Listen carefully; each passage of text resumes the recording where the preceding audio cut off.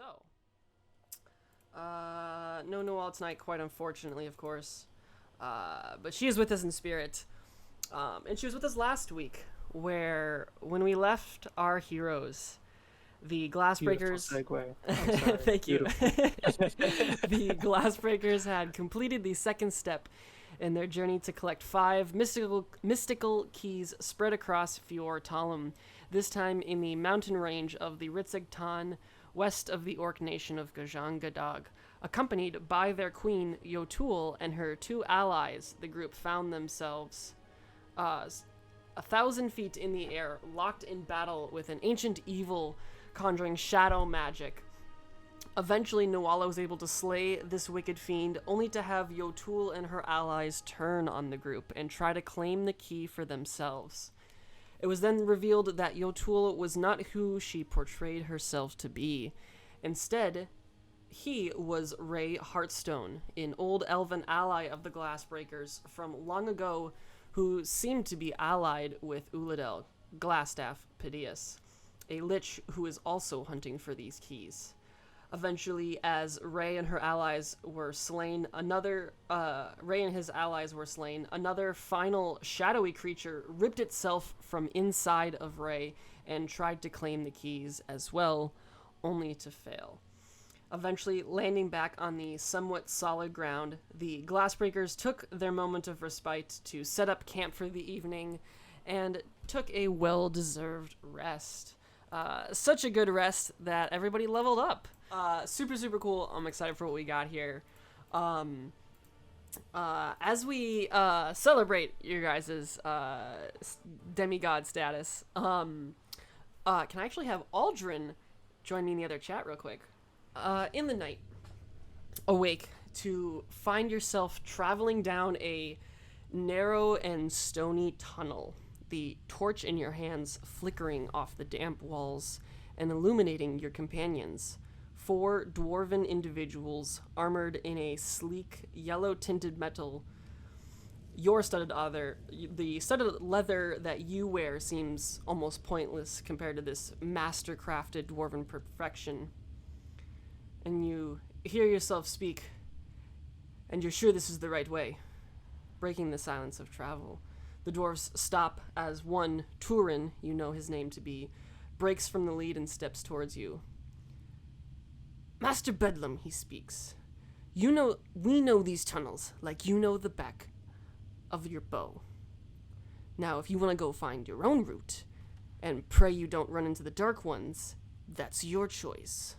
Or you could keep your trap shut and let us show you the way, like we agreed, and you can get your damned key.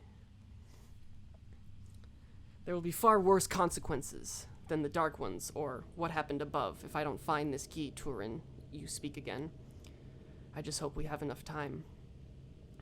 Turin scoffs and returns to the front. Superstitious lot you Dark Ones always were. Far down in this dark, you can hear a faint interruption of rocks clattering. Turin presses a finger to his lips as he faces the rest of the group and motions for you to douse the torch in your hand. Wrapping your cloak around it, the tunnel goes dark, and your eyes take a moment to adjust. But they aren't fast enough. As Turin faces the path ahead, he lets out a scream as he falls to the ground and is dragged into the void. You pull out your bow on instinct before a pulse wave surges forward and you're frozen where you stand. A single arrow in your hand, you see as this humanoid-looking creature, dripping with a thick mucus over its mauve leathery skin, steps forward. Lithe tentacles reach out from its face and wrap around Turin's skull. Unable to scream, you can hear a crack followed by a slurping noise as the creature drops Turin's corpse and turns to your other companions. 6 more of these creatures step forward and do the same to the others, then eventually to you. The tentacle appendages wrap around your neck and raise you up to meet this creature's gaze. Empty, white pupils stare into you with a strong onion and garlicky smell that seems to seep off of them. you hear the creature's voice in your mind. Tell me about this key. As the sun shines on this chilly mountaintop range where you guys all find yourselves awakening after Aaron's hut fades away, you have the day and wherever you want to go ahead of you. What is the travel game plan? Where are you headed? That is a very good question. As a reminder, everybody gets 12 temporary hit points. Oh, shoot. Well, to continue where Aldrin left off, I do think it is wise not to go back to Arnor. But where were the other leads? Where were the leads on the other keys? I had a dream last night, or maybe it was a vision. I'm not sure, but I saw what has happened to Bedlam Darkwinds. I do not know why I've seen this or if it is even true, but he was going through a tunnel with dwarven companions in very, very nice yellowish, and they were speaking about dark ones, and then they were attacked, and one of the creatures asked Bedlam about a key, and then I awoke. I don't know what any of that really means.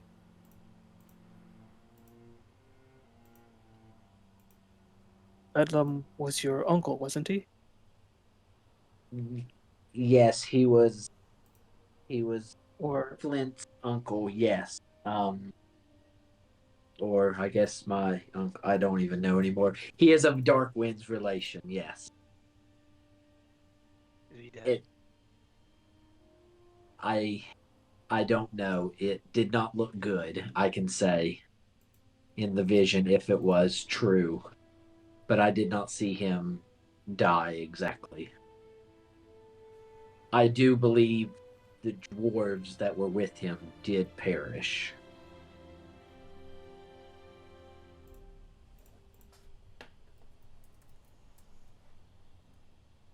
what do you think it means that you saw this?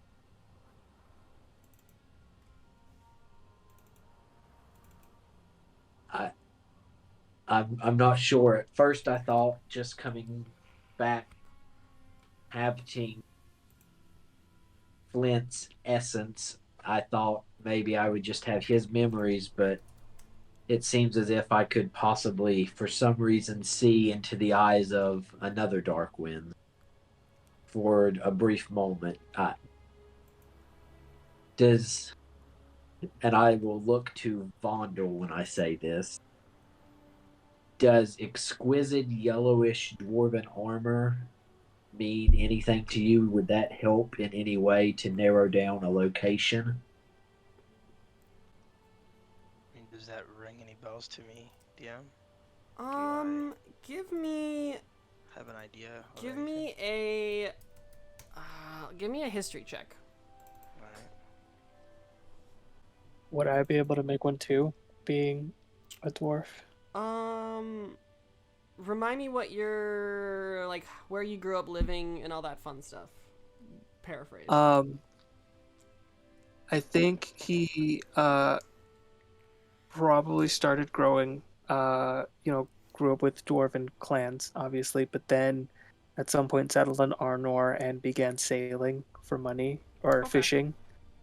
And so he spent a lot of his time there sailing, working as a boat hand, a dock hand, and on a fishing boat. Yeah, with your travel, you probably wouldn't. You probably wouldn't know. Got it. You're proficient in history, Vondel, or no?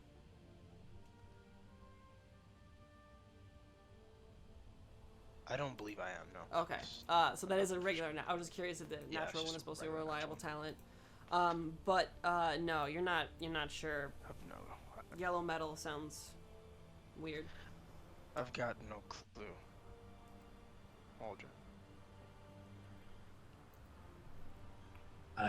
I've never seen armor like that before. It was very distinguished. The one the one dwarf that was with Bedlam, his name was Torin, I believe.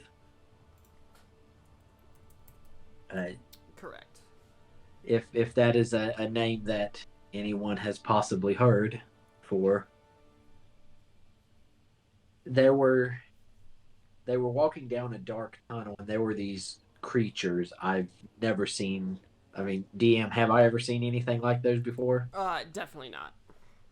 Yeah, they were creatures of pure night, Great. and they instantly dismantled the dwarfs. But they stopped Bedlam and asked him about a key. Well, either we've got new players coming for these keys, or Glassstaff's pulling in favors. Or Glassstaff has taken a new form, and he might be one of these creatures. Maybe if he's alive, maybe we could contact Bedlam. Uh, Obviously, it doesn't look like he's not. He's on Glassstaff's side, so I guess that's a improvement. Hopefully.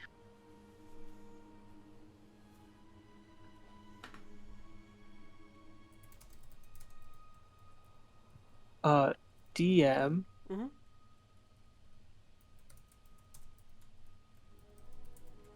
What's up? do we know?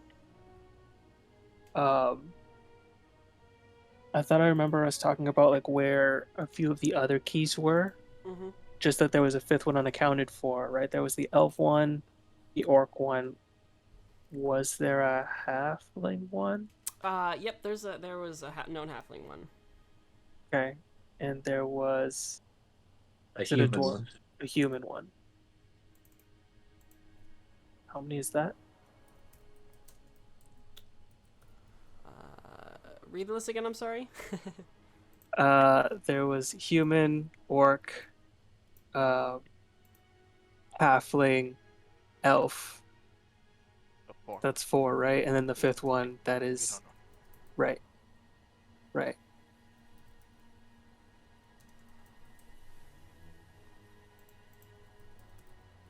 So mean, then, I'm down for Balbag. Travel, I'm not exactly sure, but And we know that Glassstaff has the elven, right? yes, we have the human and the orc one now. That leaves the halfling one. That should probably be our next in your step. dream, Aldrin, did you see anything that could have gave a geographical location if they were Mountie town area to the temple? They were just walking through a tunnel. Bedlam had a torch in his hand. The walls were like damp. Um, that's all that really happened in the dream. The creatures, when they appeared, they they stopped Bedlam from moving somehow, and DM, correct me if I'm wrong. You said they had tentacles. Correct. They had these like tentacles on their face, and they had it was like I was there. I could smell like a hint of garlic almost. If any of that makes sense.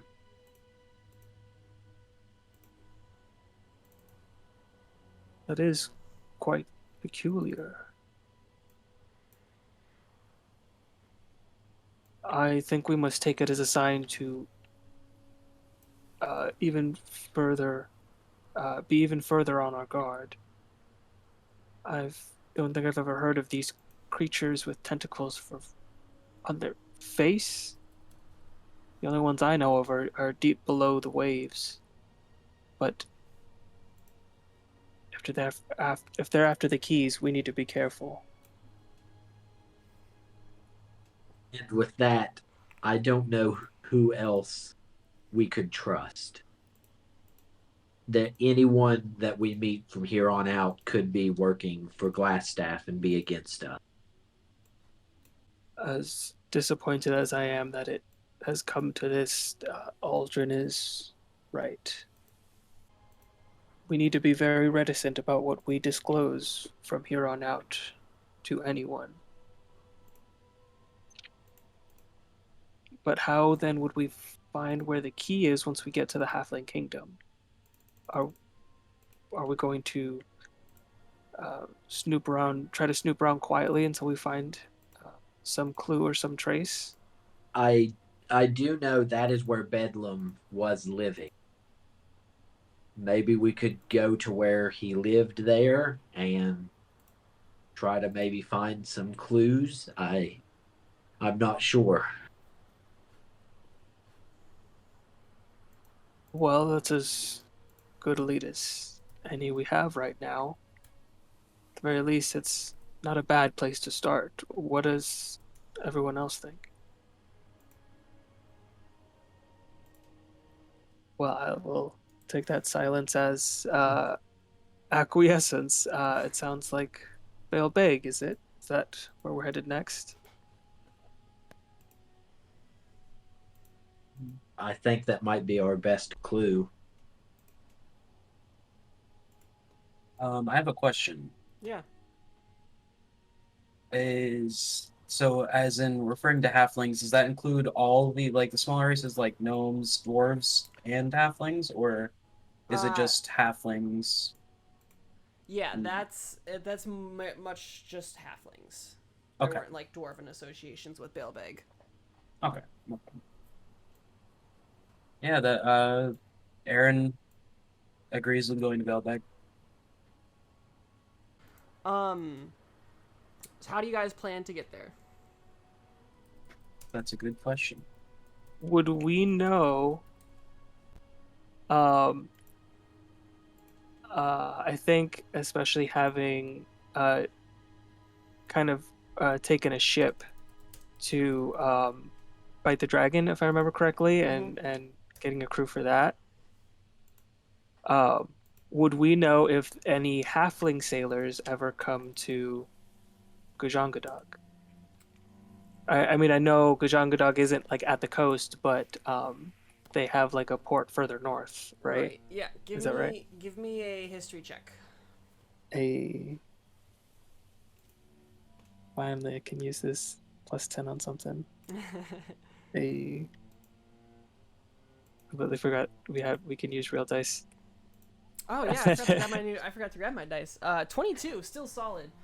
A Where is this? Where is this thing? Oh, here we go. Haha. You would know that Balebeg did not really do shipping trade. They mostly just shipped it across land. You would know that they usually follow the mountain range of the Ritzag, all the way to Gajangadog if they're shipping there, or straight to Arani if that's where they're going. But they didn't sail through the Arctic. Okay. Wallace would propose that he knows of those trade routes, and we could potentially follow a trade route to get at least closer in the vicinity and try finding our way from there. Is that so you are up in the mountain range right now, which you know is not part of the trade route. How do you guys how do you plan to get to one of these trade routes? How's this going down? Can we see an overworld map? I'm actually going to restrict it for now because you guys don't have a map. Oh, okay. Does Well, anybody have a compass? oh, not a compass, but Oh, shit, does I do laws- have the Sky of Arnor. Could.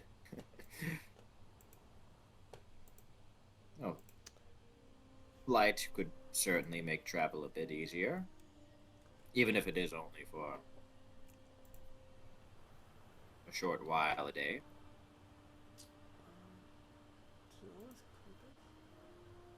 That would make things go faster.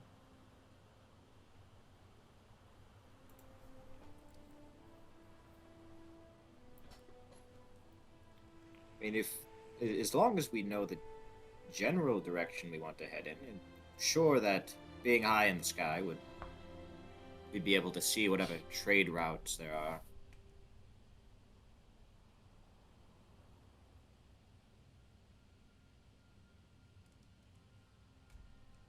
Well, I expect from here on we're mostly going to be traveling, as long as we can keep ourselves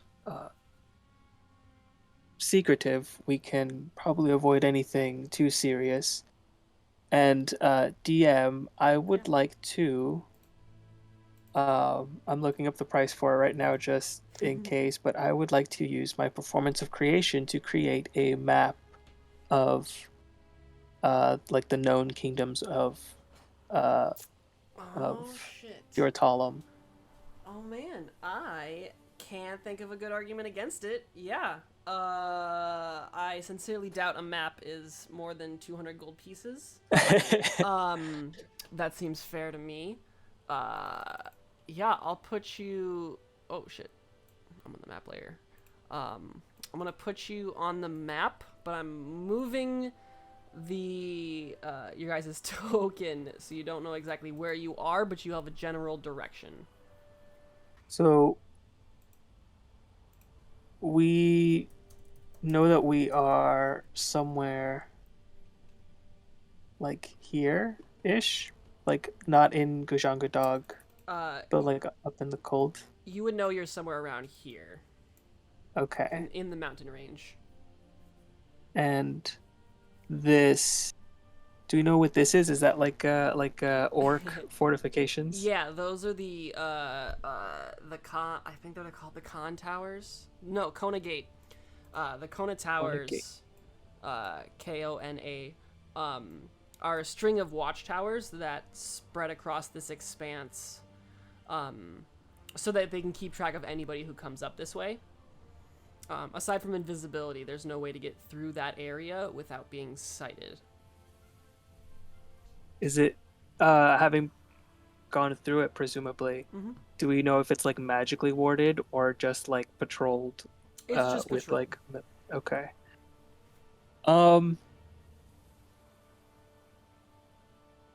I think with the map, Wallace would offer we can get down to the gate. I think we should be formidable enough to make it past the gate unseen.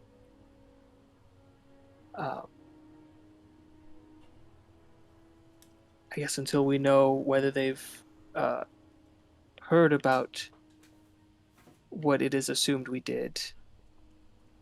We don't know if they're going to be looking for us or not.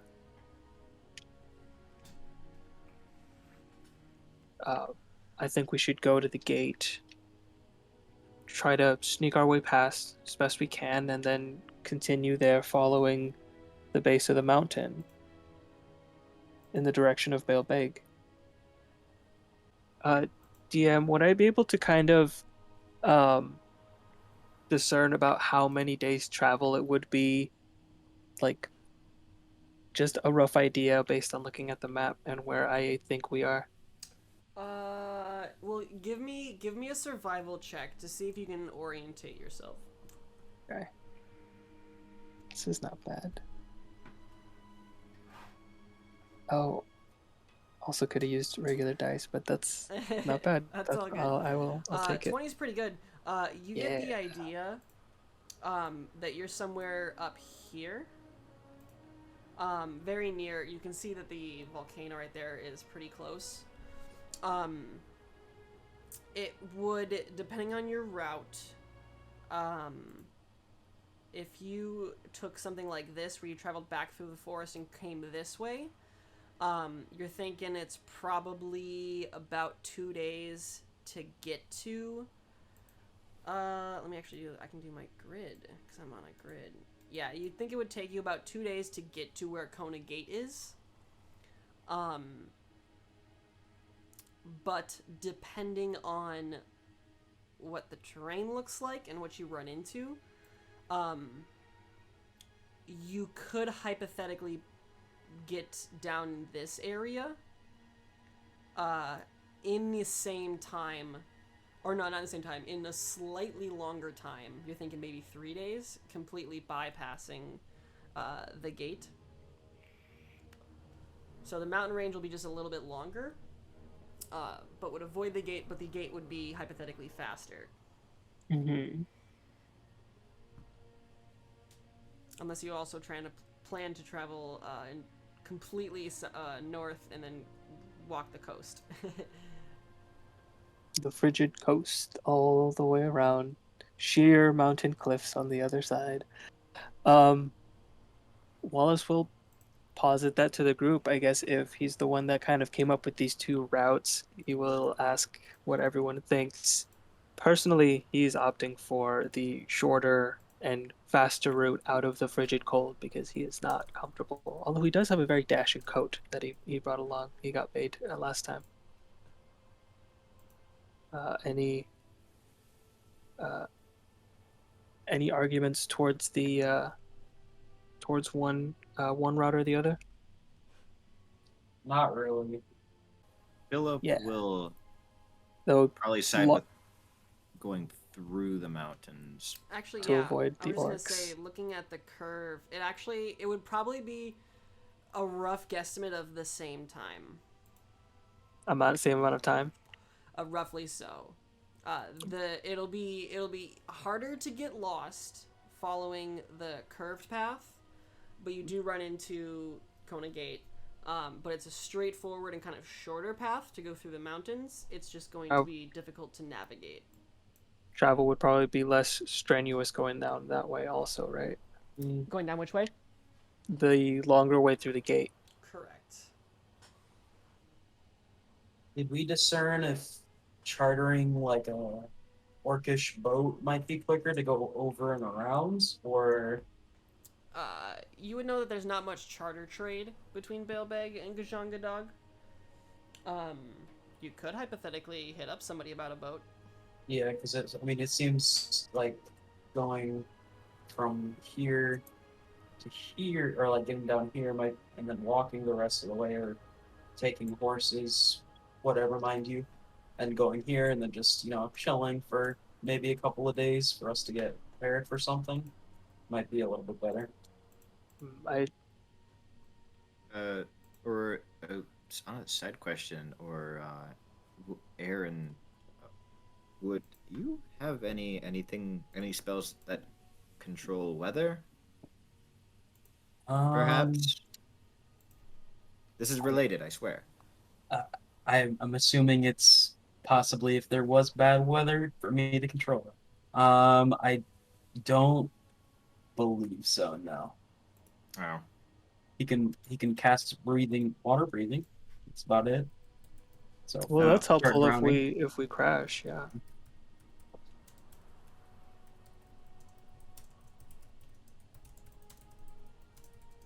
The only hesitancy I have with chartering a boat is that since halflings don't normally trade here by boat, it would look a bit odd for an orc ship to be seen traveling all the way to Bailbeg when that is not frequent.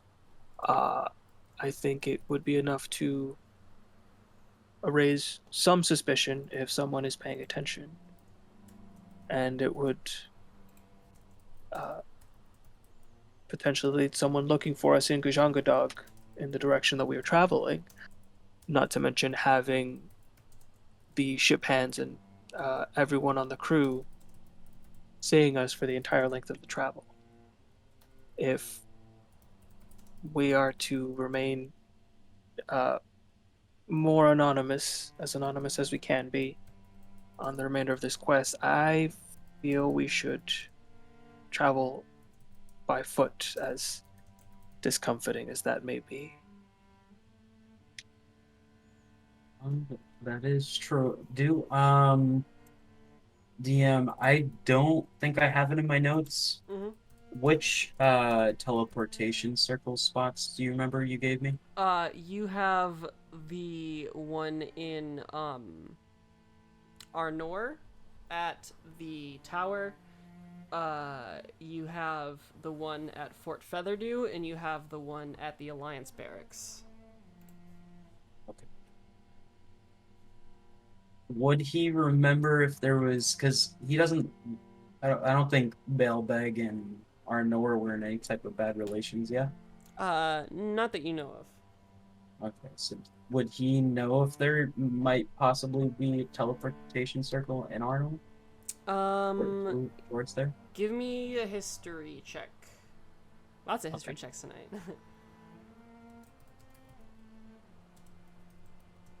The 18. You would know that the Bailbeg and Arnor have a pretty solid relation, but you're uncertain if they have connected teleportation sequences shared. But you're leaning towards they probably don't. Especially since they don't have one in Gajangadog. You get the idea that especially teleportation travel in this way is a pretty new technology. So you don't even know if Bailbeg has that at all, let alone if Arnor is going to have a circle to get you there. Gotcha. Are we thinking about teleporting? For a second. Oh, okay. Can everyone roll me a d6, please? Or not d6, I'm sorry, d10. You want it on the screen? Either is fine. D10. 10. Okay. These are the scary ones. You don't know if you want it to be high or low. Did you say Well- everybody roll? Yeah, everybody. 8, okay. Continue the conversation. Let me roll for Newell, I guess. Actually, I'll roll for Vondel. So are we still just at our camp? Yep. Okay. In this time, can I attune to that item? Yeah, I did. I forget. Did you not tune to it yesterday? Oh no, that's right. I remember. No, yeah, I you just can. had it. Yeah, you can easily have done that. Okay. Do we? I think it says, is it Dana Chal? Yep. Okay. Do we know what might be residing in there, or like, is it kind of like the elven forest where all elves lives in that forest, or is it just like a bordering thing for Belbeg? Yeah, the elves live down in Galadrim at the very bottom there, as you might see. Yeah. Give me another history. I say because you're a halfling. Give me a history check with advantage. Ooh. There's some cultural relation there. 22. You would know that Danishel is a sort of. It's like the halfling version of like a stereotypical elven wood. There's basically kind of these are duo cities, kind of in the way that Gajangadog is, only not as connected. Gajangadog are like. They're like Minneapolis and St. Paul, which you understand if you're from Minnesota. I don't know what another sister city would be. Gajangadog is technically is one country, but it's like two cities that really don't have any borders between them. Yeah. Versus Bailbeg and Danishal, which are like two cities that do share the one border. And Bailbeg is the overall nation, quote unquote. Okay.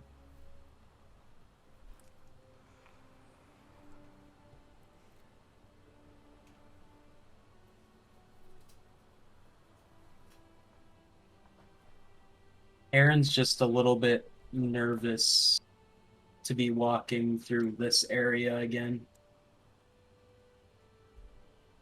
He And remembers the monstrosity machines. can we get out of this like snowy area without having to cross the orcs like watchtowers? Or is Like that to get like out of a the mountain funnel? range. Yeah. Like Yeah, if we it wanted very to get much. down here Yeah, into it the very bottom much. part. Yeah, it very much would work. Works like a funnel. That's the whole point of the gate. You can't get into Gajangadog without going through it, unless you go And through the there's mountains. I'm about to say, and do we know of any mountain passes? With you, yeah, I'd say, well, I tell you what, you guys have methods of gleaming information like that, already, if you wanted to use certain resources, maybe.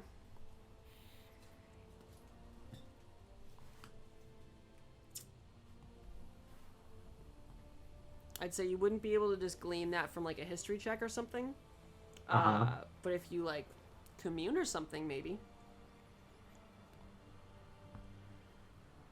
I'd say that'd be your best bet at getting a most accurate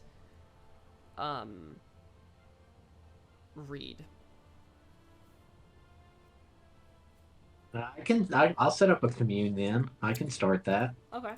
Well, that takes 10 minutes. Is there anything anybody else is doing, talking about, thinking about? Or are you waiting for Aldrin to ask God?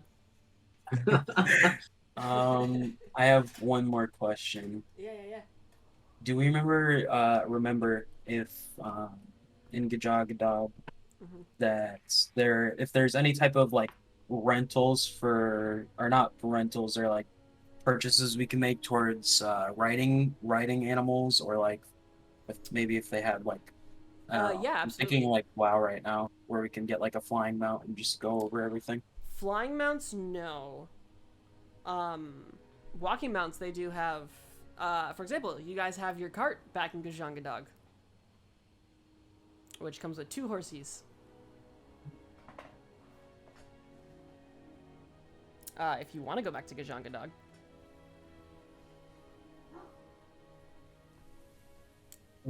How much faster would you say the travel would be if we were to go back and just instead of walking?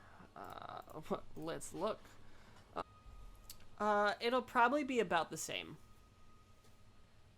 It's just the benefit of you have a cart to like carry your shit. / you don't have to walk, you get to ride. Oh, 1 second.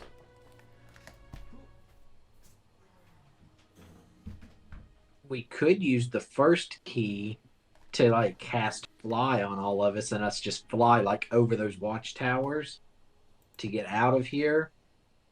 Because I don't think any of these orcs we should really be talking to. I do think that's a good idea. The less contact we have with anyone here, the better. If we could even do something to maybe give them a false trail, that might be beneficial too, but I think keeping to ourselves for now is wise. Did Aaron miss something last session that now we're afraid of the orcs, or I think it's more we don't trust anybody now. Okay. Because Yeah. of the queen and stuff. Was Aaron here for that fight where they betrayed us? Yeah, just in case Aaron was confused. With Yotul's disguise being tossed away, realizing that not only was this the second time that a queen died in Gajangadog while the Glassbreakers were there, the fact that the queen wasn't even an orc, it was Ray. Old ally. There's a uncertainty to the Gajanga dog's stance on the Glassbreakers. Okay, that makes more sense. I was starting to. I was like, what's going on? Because I think I might have missed something. Yeah, it's not that we're afraid of the orcs, it's that we don't want them to know where we're going in case they send someone after us for yelling And who yeah, everyone assumes was the queen. yeah, we left on an adventure with the queen, and we would come back with no queen. One of them did also get away. Oh, We think, Uh, well, he fell to Earth with a crater, didn't he? He did, but he managed to And, fall without and I harm. don't think he had magic. Like, was that Oh, The one who didn't have magic fell after so the one that did have magic that fell with Wallace almost. Cast Featherfall. Yeah, survived because their summoned draconic spirit was still going around doing its thing. okay? But the barbarian-esque guard did fall and is presumed dead after they fell 1,000 feet. Presumed. That means Only- they're not dead. You guys had a few hours probably afterwards. If you had wanted to have searched to find a body, you could have found a crumpled mess of bones and viscera scattered about in a roughly Just a liquid. Yeah, like a 20-foot radius. There's just parts all over. are you saying that he wasn't an in disguise demigod? No, he was not. This one seemed to bleed. Okay. All right, now Aaron is understanding. Yeah, we should probably try and make it through the mountains.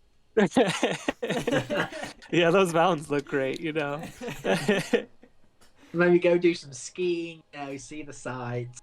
It's like Aspen. We can fly for the first bit. I think, is it an hour that Philip's thing gives us? Correct. Hey, that now is a long time. That is there- It'd be enough to fly up and find a good like trail or path. Yeah, flying would, I would just say to give an insight, flying would allow you to, one, yes, scout, but then two, flying would triple if not quadruple your speed time for that hour because you're not worried about, like making your way, climbing up the mountain / climbing down. You can bypass a lot of that, and so it'll be much quicker, but it's only an hour. You're not gonna make it down to the plains, in an hour. Gotcha. The biggest appeal will be like actually being able to like fly up and like scout up route. And fly over the gate. Well, I guess that's still kind of undecided is whether we want to go through the gate. I guess not a shorter distance, but a less difficult hike. But we would have to potentially magic our way past the gate undetected, or we could follow the path straight through these mountains to get to the base on the other side of the gate, and then follow the base of the mountains to Belbake. Well, Let's see, go ahead. I simply only want to avoid any more incidents with the orcs. I think there's already going to be enough of a crisis. But another idea I had was if there was a worsening in the weather, perhaps we could fly with cloud cover if there were particularly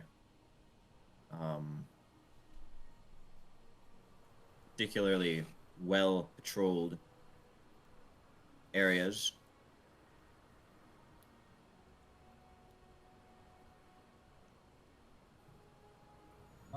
I'm trying to see, because if flying would make things go a lot faster, I'm trying to see if there's anything that would be able to hold all of us polymorph-wise.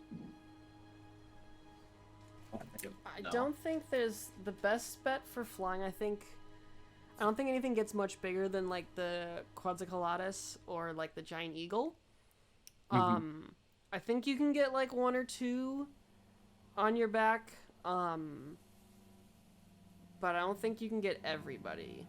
You would need 3 people to be able to cast polymorph for all 6 of you guys to be able to fly around. Gotcha. Just think But the Skynormer does recharge at dawn, so you can have for periods of time.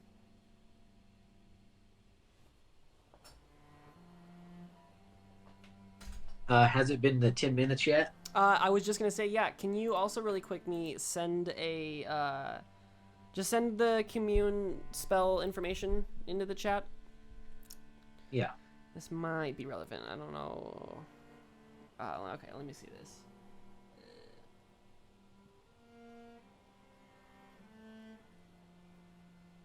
Okay.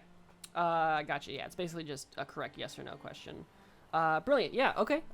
First question, what do you got for me?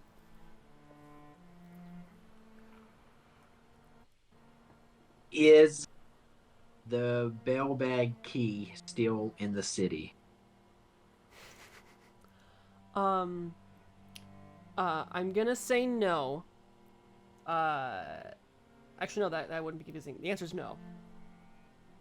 Okay. Although I'll specify it to correct the answer is the key wasn't held in the city. But in answering your question, no, it's not where it's kept. Okay. Did Bedlam have the key? Final question. Should we take the mountain path to meet our goal? Oh, oh, commune.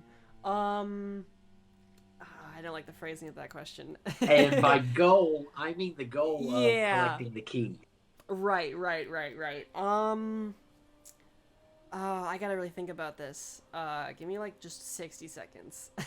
Okay. It's always good when you can stump your deity. It's not that it's more so like I as the DM don't want to impart my opinion. I'd rather just give you information, let you go with it, but you've directly asked for my opinion with a mechanical aspect to it. Yes. So I'm kind of tied here.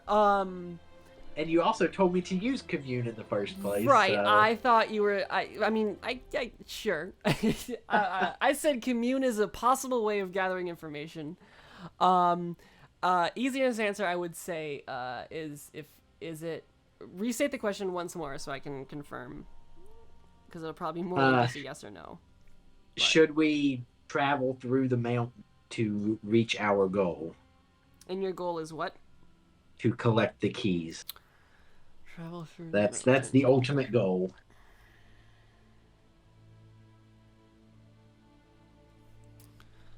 Shit. Okay.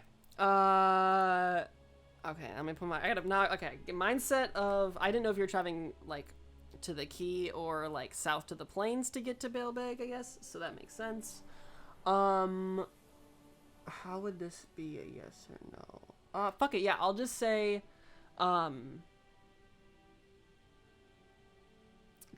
Traveling through the mountains. Okay, if I were to say that traveling through the mountains, yes, is the best choice for the fastest route to the key. Traveling through the mountains, but that doesn't emphasize direction. Okay. But in your opinion, is that unclear? To me, I'm getting a sense that we should go to the mountain and then see what we find.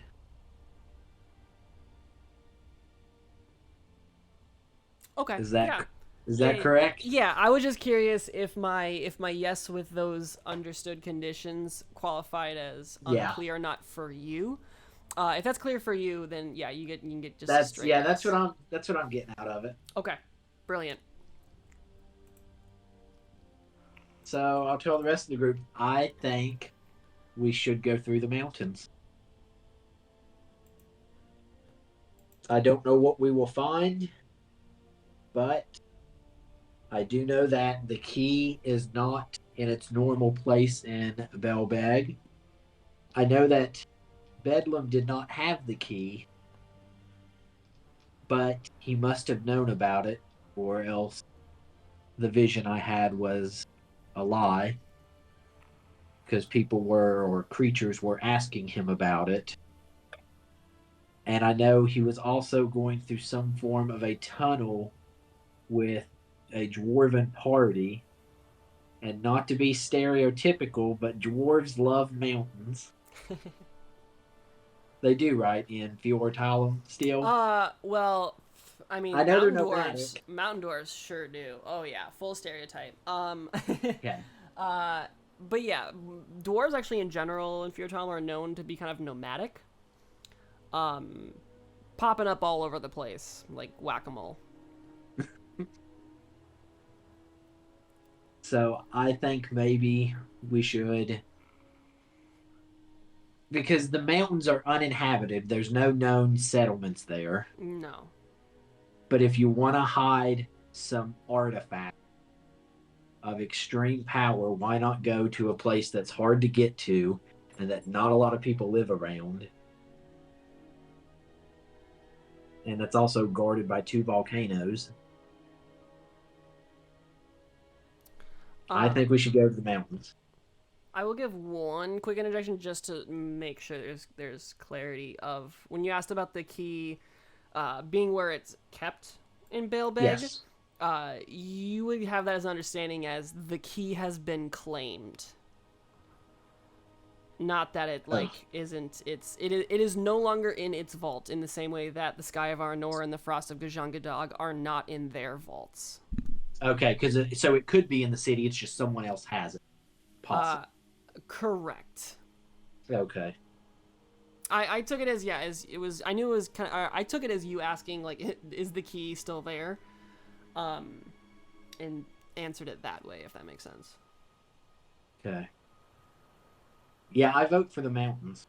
I don't know what everyone else thinks, though.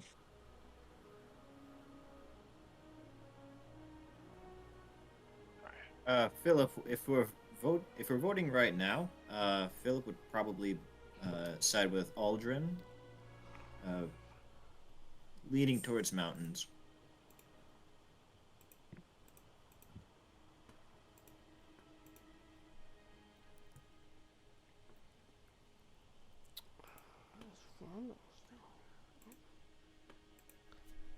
Well, as much as I would prefer an easier route past the gate, I will travel through the mountains if that's what the group decides. Nuala will agree as well. Which I think does bring it to a decisive vote. But does Vondel have any opinions he wants to voice? I guess you were gone for a little bit there. Yeah. It's But basically I just, think do you want to travel through the mountains or take a different route? I guess it really depends where you guys are going. Yeah, because have we decided that Billbag is kind of... I guess, yeah, are we going to Belbeg since we know that it's not... I think we should head west. I mean, if we find something along the way that helps us, cool. But if not, then yeah, just keep going west until we get to Belbeg. Well, it's about the only lead we far? have. All right. And you said you guys want to head west? I guess so. Did I hear that right? Yeah, through the mountains. Okay. Well, brilliant. It's nearly 7:30. Let's just take here to take our quick break. Now that I know where you guys are going, and we'll be back here in 5 or so minutes, and we can start mountain traveling like goats. All right, guys.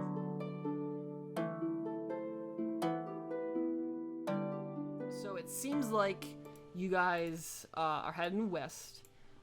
Do you plan to fly for a bit and scout, or fly just for speed, expediency, or what is, now that you have a direction, how is travel going?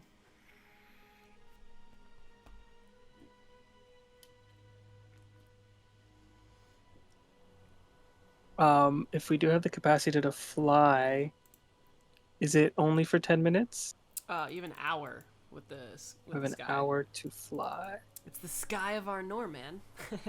Okay, all right, all right.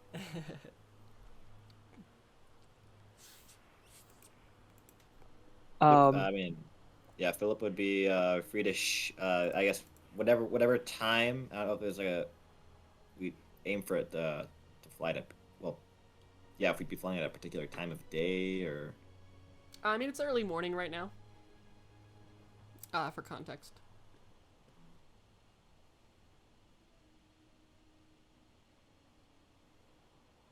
When would it be the most beneficial to fly? Would it be just to get around some difficult terrain or to get around some potential patrols? Like, kind of, how do we feel about that? I think it would be best to start off flying so you could get up kind of towards the top and we don't have to try to climb that. And then we could see if maybe there is a path or a decent trail.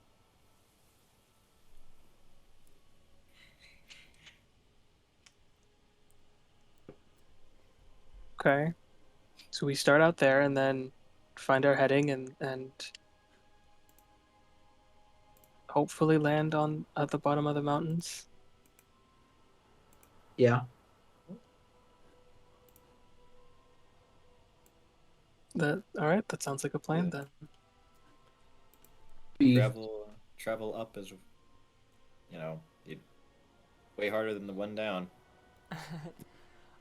So you're gonna hop fly on right now, and then just try to get to a peak, or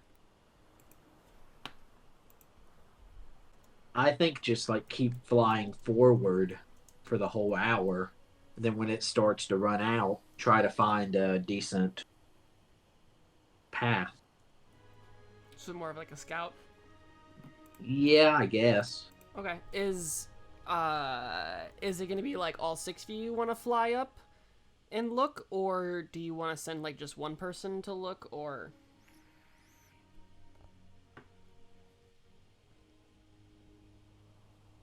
If it's an hour, can we all fly and get an hour's worth of travel once we kind of have a direction?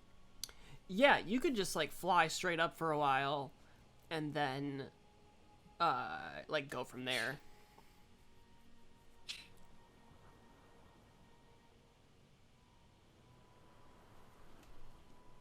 If that's what you're asking.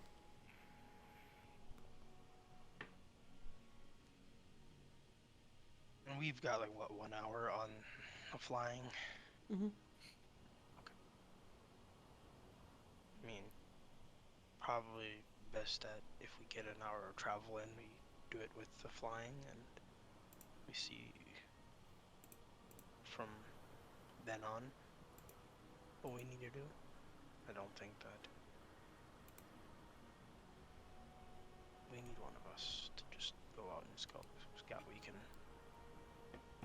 I figure since the spell works on all of us at the same time, no need to have just one person scout, just send everybody.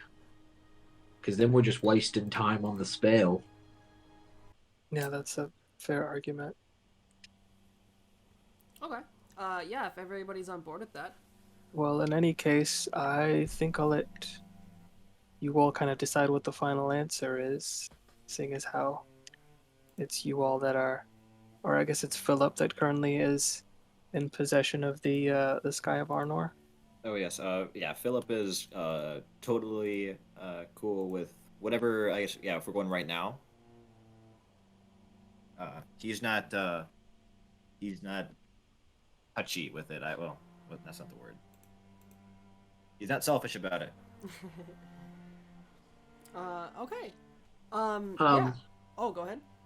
I was going to say, just before you activate that, I want to open up my spell book, and on the page where it is the Gift of the Protectors, Mm-hmm. I am going to ask Vondor if he would write his name in there. Oh, yeah.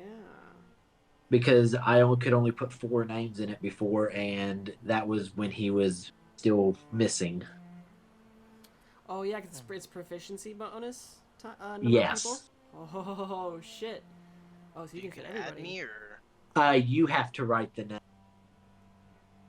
Okay, You have to write your own name in the book. sure. I'll write it. Okay. So now I have everybody's name in the book. I mean, if once I do look at it, I mean, do I see anything, or is it just like is it just a plain piece of page on the? Aldrin can It's tell me. just a page, Tell us. says Gift of the Protectors at the top, and it has everyone's name in it.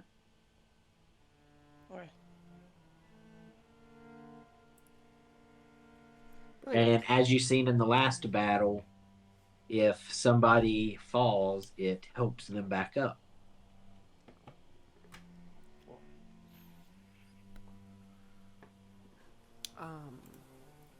Alrighty. Yeah, with that, you guys, Philip activates the key. You all can take to the skies and surge upwards to get a better look at the surroundings. Everybody can give me a perception check then. Anybody can give a perception or a survival check, depending on what you're looking for. Okay. Philip, look at you go, my guy. Philip, you notice, that the,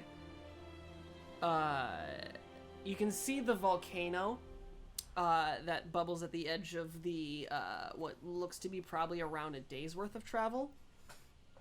Not too far off in the distance, though, you can notice that there is, smoke rising from it. You can see this peak from most of like where Bobush Nagari is in a bit of that journey.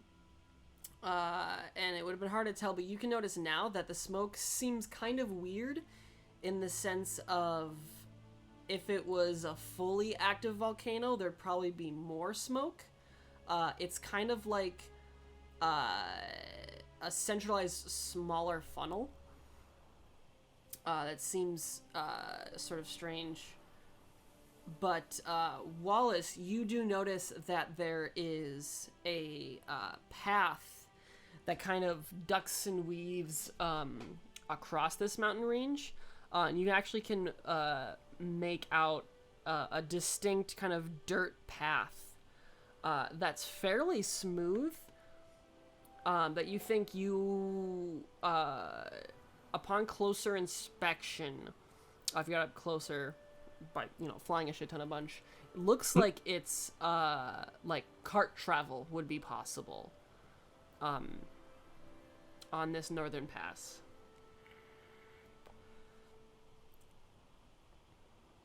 But you do see a path westward. Wallace would relay that to the group and offer it as a way to get to our destination, or at least a path in that direction. If carts run on it, it's potentially pretty safe. Yeah, we can follow the path and see where it leads. Okay. Presumably you guys are gonna fly still most of that way, but you still plan on following the path? Or do you try to, like, straight shot it for a little, where you can, like, west still and just keeping track? How long would it take us to fly to the path?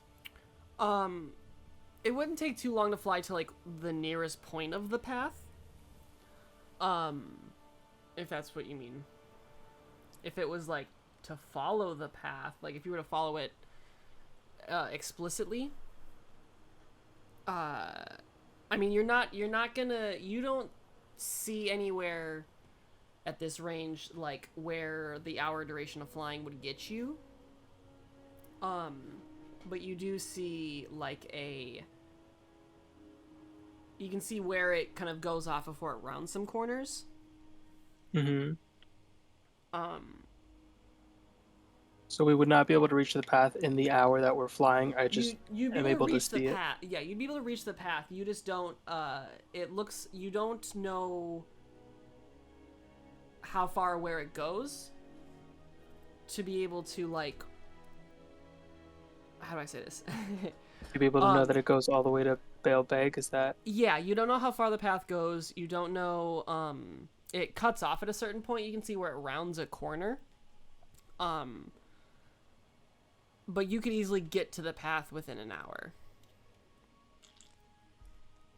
But you could also, following kind of the curves, you could shortcut some of the path because it does weave around and go straight. If that's the thing you also wish, unless you wanted to stick to the path.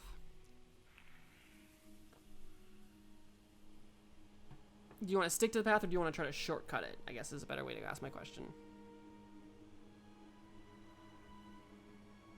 I think Wallace would opt for shortcutting it.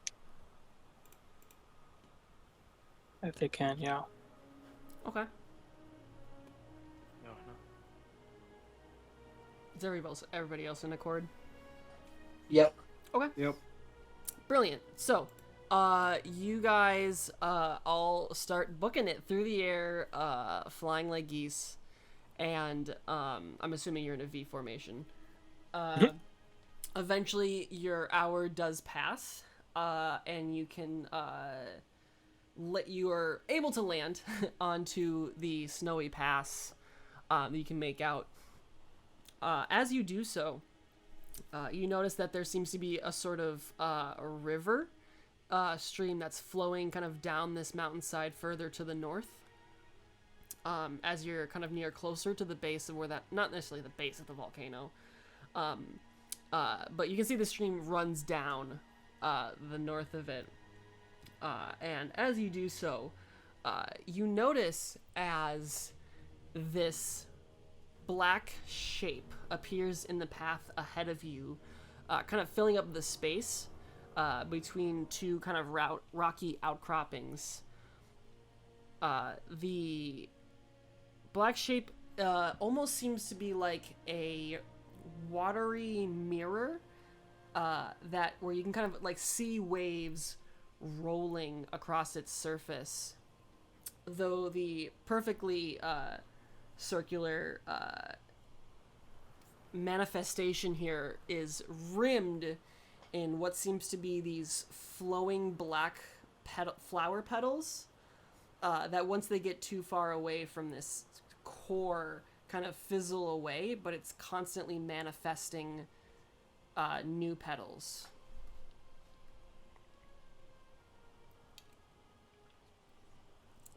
Currently, it's about 50, 60 feet away from you. Who notices this? You all notice this as you land. Okay, landing on the path that Correct. we found. So it's ahead of you on the path, and it's kind of filling up this space between these two outcroppings, quote unquote, blocking the path. And every Does now it and then look it like kind of it's shimmers in waves. like it waves at us, or it just has like a ripple It across has a it? ripple effect. Got it. And does it look like it has noticed us? Give me an insight. Give me an insight check. Okay, am I gonna use my dice? Sure, I'll use my dice. Okay. I'll pull out the dice. 15 on the die. Insight plus 3 is 18. 18. This does not seem to be a sentient creature. Follow this up. Give me an Arcana check. Ooh, okay. Sure, same die. Let's go. 12. 12. You're not able to make out explicitly how or what, but this seems to be just a pure mote of magical energy that is just sitting here. You can kind of hear this faint, almost whimsical, but in a minor key song, as one tuned into everyone's song, that seems to faintly echo off of whatever this is. but you get the idea that it's definitely not a creature of sort, and it's some sort of arcane anomaly.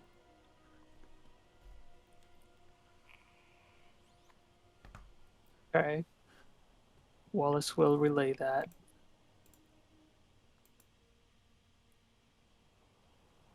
Is there a way to go around it? You do see that there is a sort of a gap. It looks like this area curves around a little bit as it crosses over the river. But you can see also kind of remnants of where a bridge once was on this section. That looks like it's caved away. But otherwise, you could probably climb around it.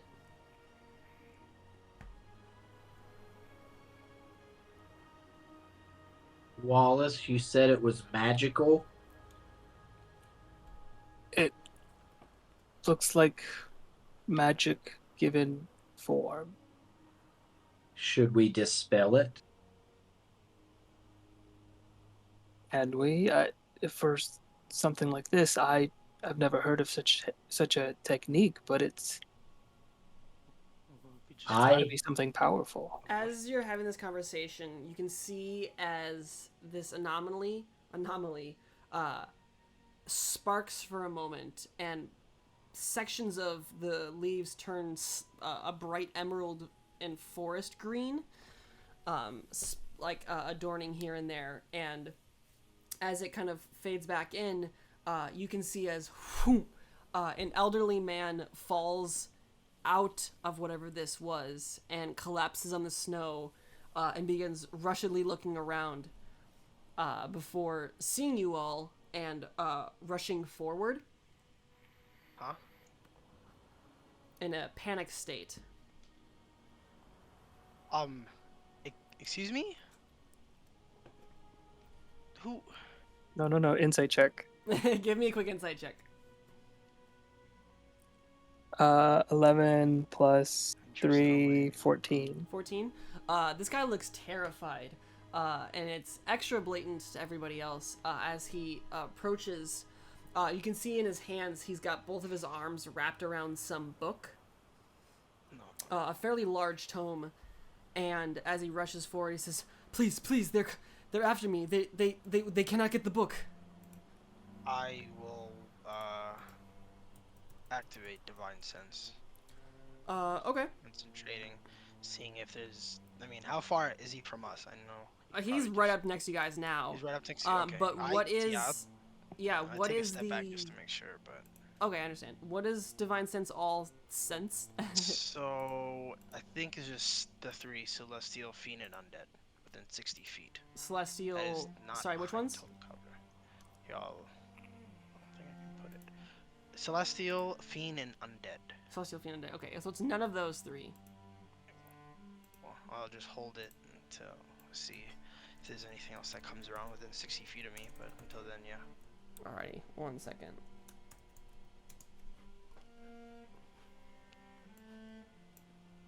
There it is. Yeah, nothing comes off.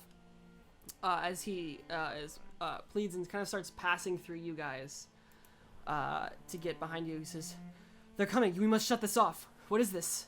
Where am I?" Who is coming? The queen. She sent men after. They're coming after me. The queen of. The queen of air and darkness. And as he says that, I can see as these 4 hulking and disgusting looking creatures standing somewhere between 10 and 12 feet, with an ugly hunched back, bulges kind of sticking out, and a club in its one arm, with this almost rotted yellow mucousy eye that's twice the size of its other. And on its back, it has this sort of wooden structure, a howdah, if you will, with some sort of what looks to be a wood elf on top of each of these 4 giants. One of which a female. You notice all 4 of them are female, but center one kind of steps, has their mount step forward, and speaks out in Elvish, which I believe only Nuala speaks. I don't. Does anybody else speak Elvish?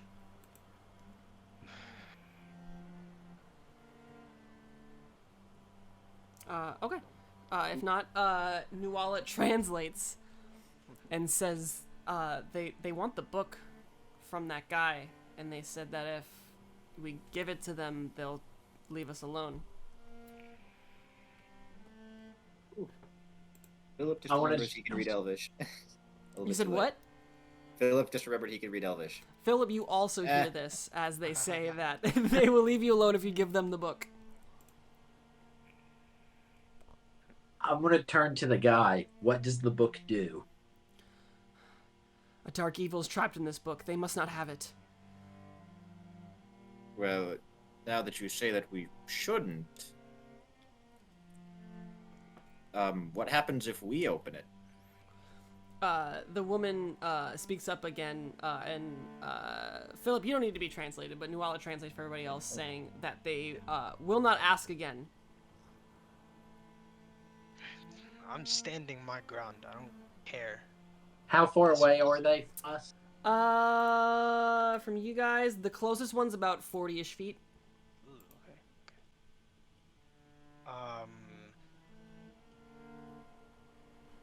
I look at the man. If he's behind us, I say, "Stay with us. We'll protect you. Figure out whatever's going on." And hopefully, if they can listen, those people over there I yell out, "You're not getting this book."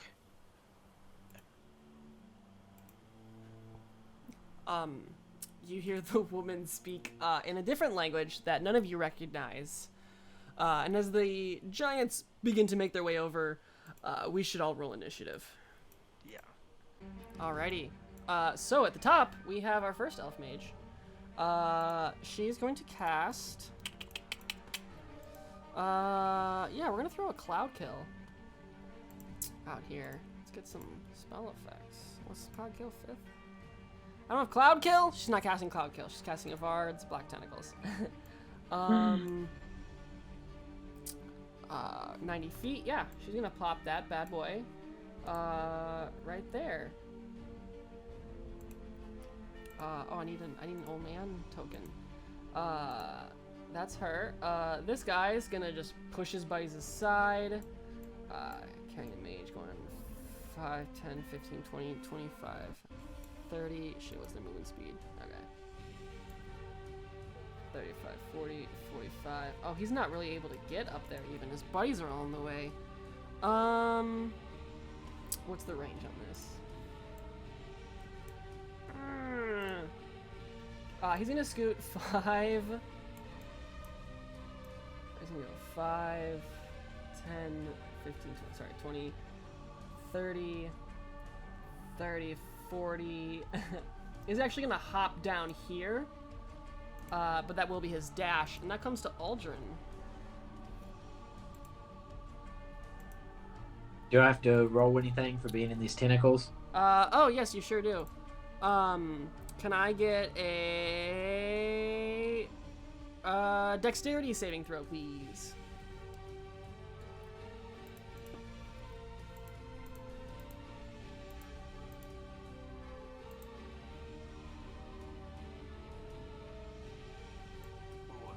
That's a nat 1 That's a nat 1. Alrighty. for a 3.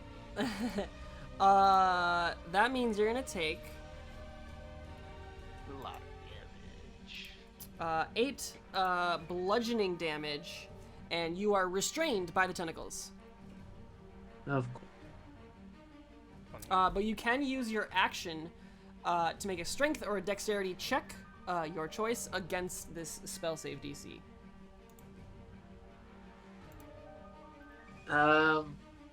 No, I don't think I will. Okay. I am going to. And on the map, where is the energy thing at? It's let me draw quick.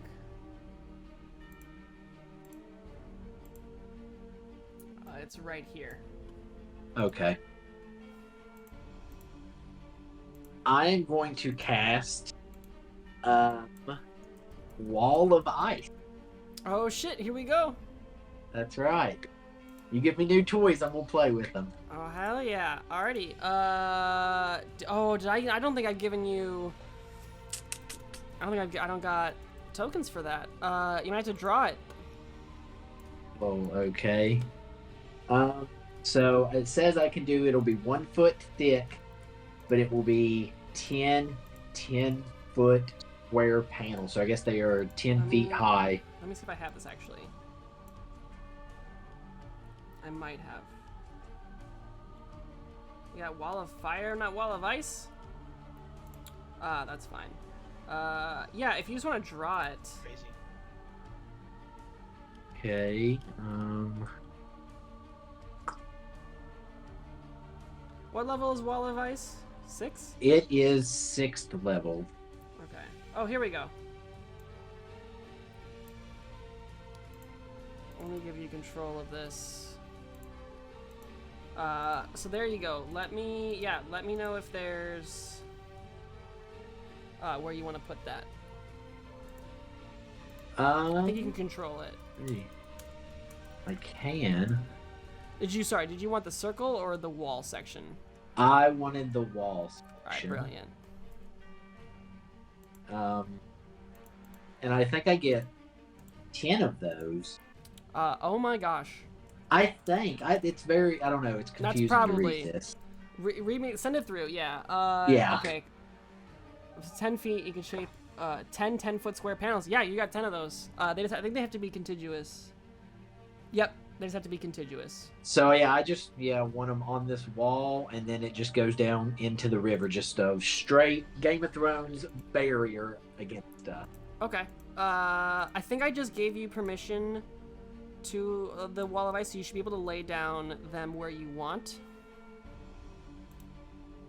Okay. Where are they? Where are they Under the at? rest of the spell effects. Oh, okay.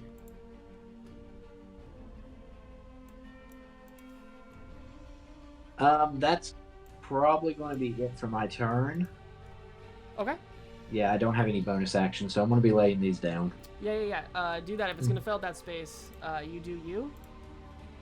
The mages. Now that I have the token ready, the mage is gonna cast. This one's gonna cast Cloud Kill. Oh, I'm gonna have to label these guys. And these are 10 feet high, so I don't know if they can see over that or not. They can, yes. Okay. I'm just gonna write here. Okay, mark her. This one's gonna cast Cloud Kill. Because they're concentrating on those, right? Yeah, they're gonna cast Cloud Kill. Brilliant, right in that area. Perfect. That's amazing. Beautiful wall. Another one goes. That's too far.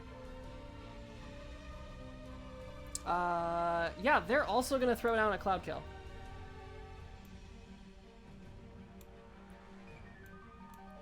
Filling the same area.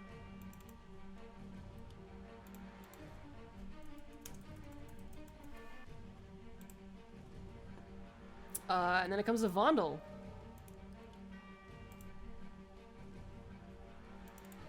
Alright. Do I have to roll the... What save was it? Yeah, it's Constitution a or Dex? dexterity save.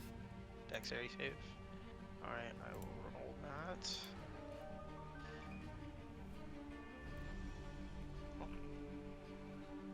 Yeah, 24 is a success. So I'm not restrained, but am I still in the, like, in terms of movement wise, I'm there? Yeah, you're there. It's just difficult terrain where you are. Okay. Oh, you're also in the Cloud Kill. I'm also in the Cloud Kill as well, so I'll probably have to roll. a You're only in the save. one Cloud Kill. So yes, I need a Constitution saving throw. There's two of them. There's two of them. Oh my god. Alright, con Four save. mages. Alright. And do I add anything with Nuala being next to me? Yeah, you do add 5, so that is 20. Okay. That gets that is a success. 20, by the way. Brilliant. So Yeah, I think you take Do I- half do I damage. take- I'm sorry. Yeah. I'm just gonna roll this. It's gonna be a lot. Physical dice. That's 28 half to 14. But you are a dwarf, so you're resistant to poison damage. So that 14 becomes 7. And that's the start of your turn. So you're kind of choking. It's not a great time here. Yeah. All right. And because of the wall of ice, I can't see them. Or are the giants like peeking a little bit out, or is it? Like, You full can see the coverage? giants and them because they're riding on the back of these giants. Okay. I am going to move. If I move back, do I take an attack of opportunity? No, there's no creatures in the area. No creatures. Okay. I need So to- I will move. Just a little bit back. Let's see how far away they are from me. If not, I'll just. Okay. I don't know, we'll say this guy. I will cast blur on myself. Okay. And I will move, I guess, another 15 feet back. Okay. Just not going too far, but 15, yeah. Just staying a little off the corner, and I don't think I can do a perception check, but because that would be an action. But looking at his spell, the book, Mhm. does it look like it's wrapped around his hands, or is he just holding it, or? No, he's holding it. He's got He's his just arms holding it? wrapped around it. Okay. And does it look like a spell book, or does it just look like a regular? You like- you can't tell from that. Can't from tell. This. Yeah, that's fair enough. I'll Even a give- regular spell book uh, you can't really make out. Yeah, they're all it's unique. Not like, yeah, it doesn't have the title on it. But you have your bonus I action think- my bonus action. if you want to do anything. Don't have a weapon out, but I will.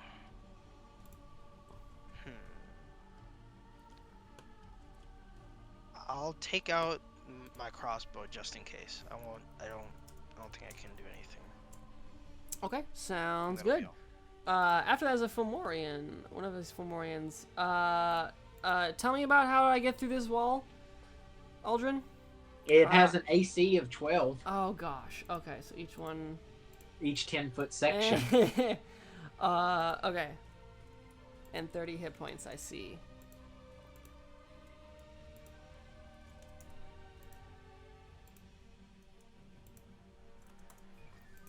Why isn't that going through?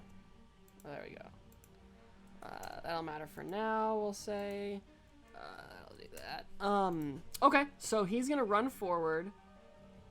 I understand, okay. He's gonna make his way forward. Going 5, 10, 15, 20, 20. Oh, he can't get there. Well played.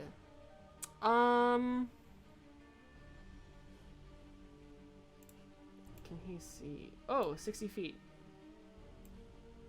Yeah, he can see Aldrin. Aldrin, you can see as this one kind of eyes the wall, and it's kind of a hunched, angled body turns, and you see as the eye seems to glow a little bit. I need a charisma saving throw. Heated. 25. Okay. You do not die instantly. You take some psychic That's damage. good. That's Oh gosh, it's rolling in D&D Beyond. That's fine with me. You take 13 psychic damage. As you kind of can feel your inner self kind of discombobulate and wriggle in a strange way. But that's the Fomorian. Wallace, what do you got? Do I need to make a concentration? Oh Or yeah, you do. Yes, Constitution I'm saving sorry. throw? Thank you. Yes. And this will be at advantage. Warcaster? Because no, that's just an advantage of who I am. I don't know why. What? I mean, I believe you, but go ahead, do your thing. Yeah, I get advantage on Constitution or Is it to like maintain concentration on a spell. I think that's because of what I am. Where do you get that from? you're just that cool? He just does it. He just does it. Just does it. What is that from? I don't know. I'm looking here to try to find it. Yeah, you have advantage on Constitution to maintain your concentration on a spell. Oh, it's because do you of have Eldritch my Mind? deathless nature. I think Oh. maybe. Well, either way, do your thing. Oh, you have Eldritch Mind. That's why. Or Eldritch Mind. Okay, Yes. that's it. Alrighty. But Doesn't yeah. matter. It's a 21. Yeah, it either doesn't way. matter. You don't fail saves here. It's child's play. Yeah, you're completely fine. Now it's Wallace's turn. Okay, so I have to start off making some saves, right, to Yep, get out I of need a dexterity this save predicament first. that I'm in. A dexterity save. This is a dexterous-looking die. That is not a dexterous result, though. 16. That's a success. Hey. You are not restrained, nor are you taking bludgeoning damage. Great, okay. I do need a Constitution saving throw now. Although you Right, do have that's advantage this. on this as well. Which I forgot Okay. about with Vondel. But you saved anyway, so it's okay. It's 15 and 17 on the die, plus things. Yeah, you're good. That's going to be half damage. That's going to be 18 halved to 9, 9 halved to 4 poison damage. Nice.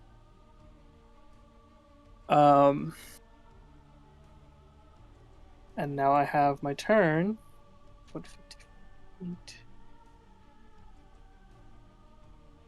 That's a nice 20-foot little area that they are all occupying all at once. Unfortunately, you cannot see over this wall of ice.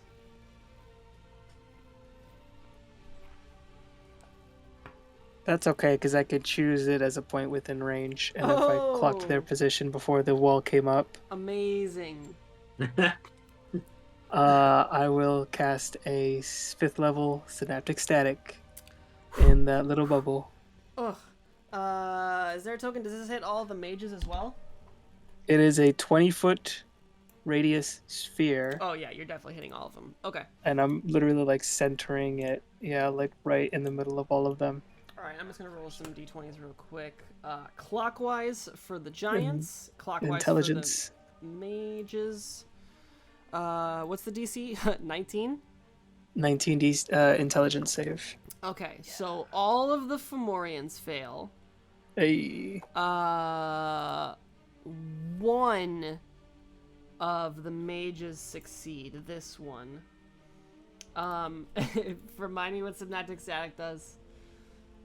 Anyone who fails takes 8d6 psychic damage. I will roll that in a minute here. I'm getting my d6s. Yeah. Do They also have muddled thoughts for 1 minute. During that time, it rolls a d6 and subtracts the number from all of its attack rolls and ability checks, as well as Constitution saving throws to maintain concentration. That is an excellent additional effect that I forgot this spell had, frankly. Does that trigger on the initial... So the initial spell damage triggers a save. Triggers damage. Yeah, they also have disadvantage on their concentration checks. I'm going to roll... they have disadvantage? Disadvantage on con saves. Yep. Okay, so the first one gets an 11. What's the damage looking like? Middling, it feels like. Gotta get the d6. Shit, I And- gotta get mine too. 8, right? 1, 2, 3, 4, 5, 6, 7, 8. That's 10, 14, 15, 16, 17, 18, 19, 20, 21. 21. Okay, so... Yep, 21 psychic. Let me add these all in. And half for the one that succeeded, so 10 psychic for the one that succeeded. Gotcha. That's a lot of damage.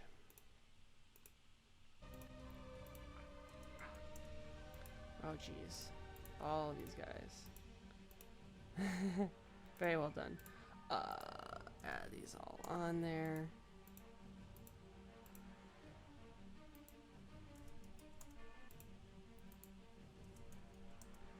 Oh no, he takes.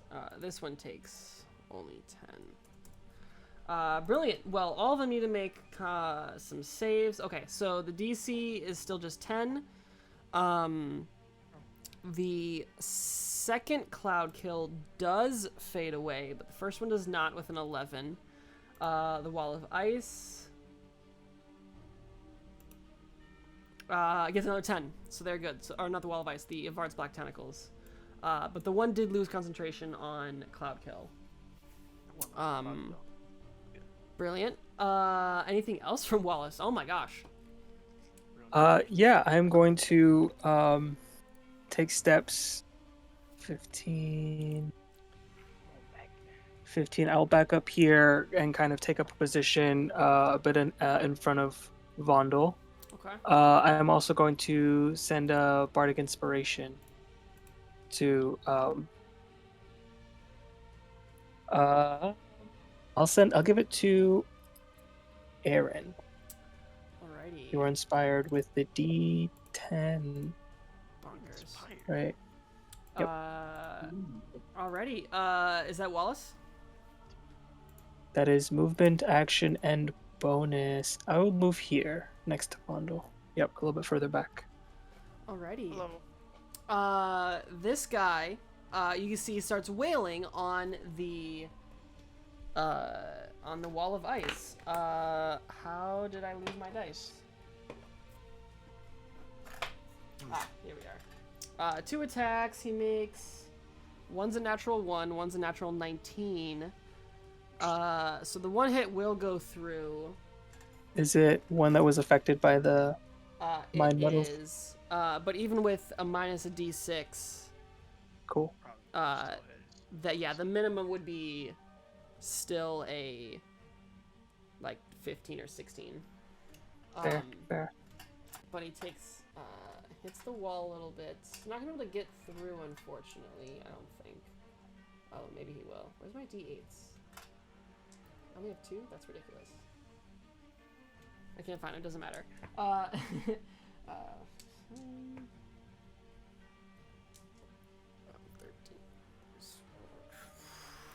This one section ahead of him takes. He bashes at the wall.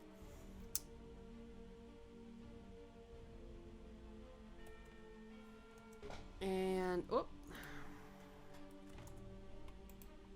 that wall's not looking great, but it's still there.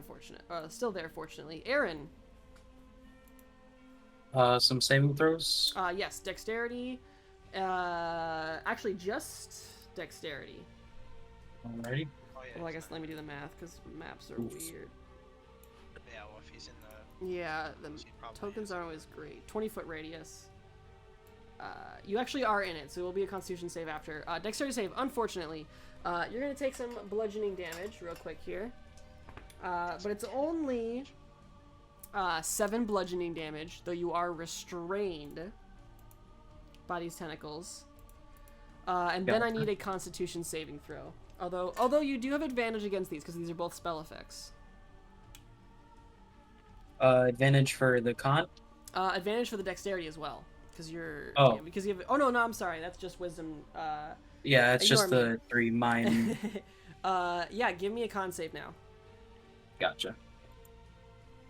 19. That is a success. So you'll take half. So that will be 15 poison damage. And now it's your turn. What do you got for me? Am I able to see them? You cannot know.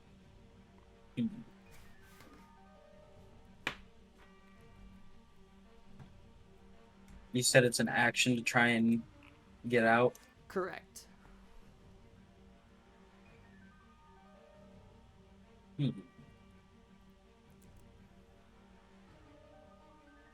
DM, Yeah.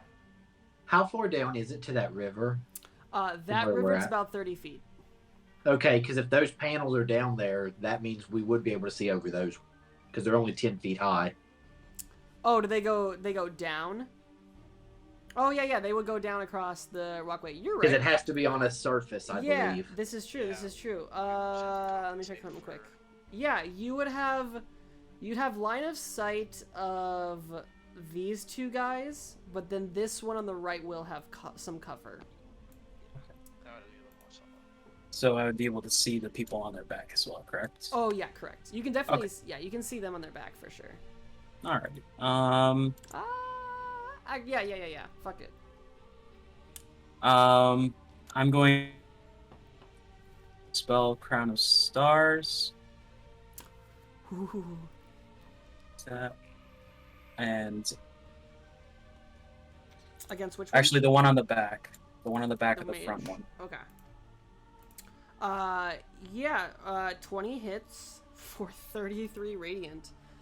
Oh my gosh. I don't think they've gone yet, so I don't think they have any spells.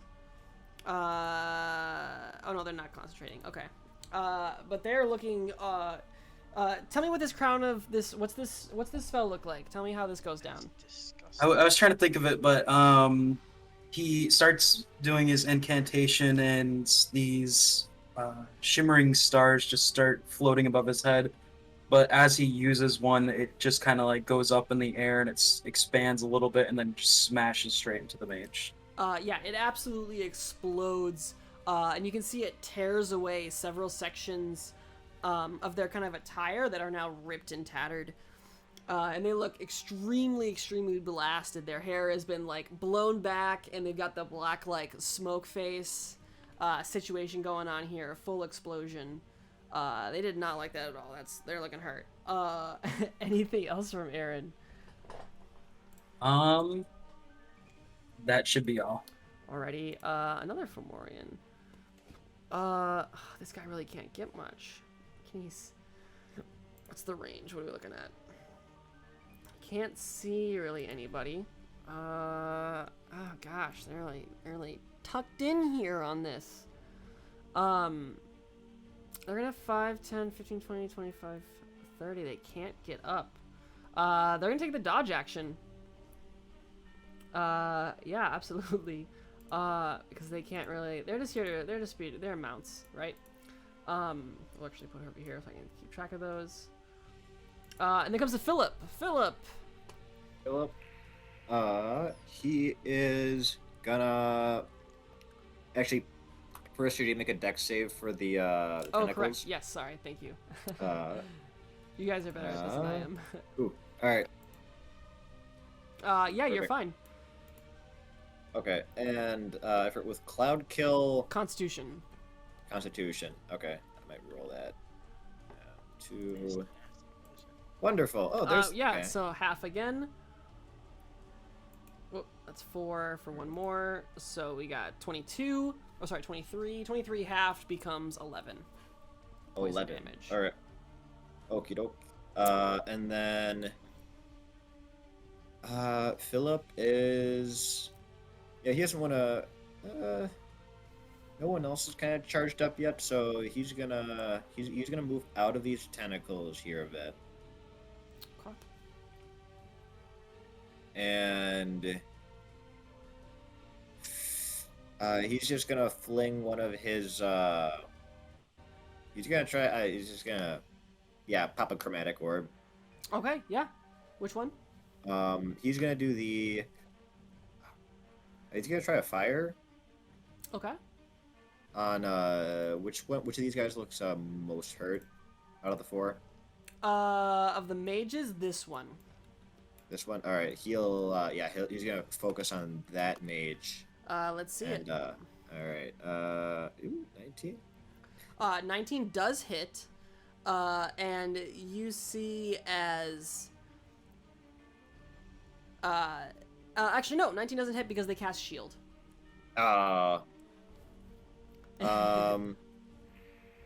Okay, in that case, damn. Well, they just wasted a shield. So, crap. I guess he'll start to charge. So he moved 5. He's gonna move like 15, and I think that's his movement. Sounds good. Yep, and that's all. Alrighty, this mage is gonna roll a D100. Huh? D100. what? 9. Brilliant. That is a success.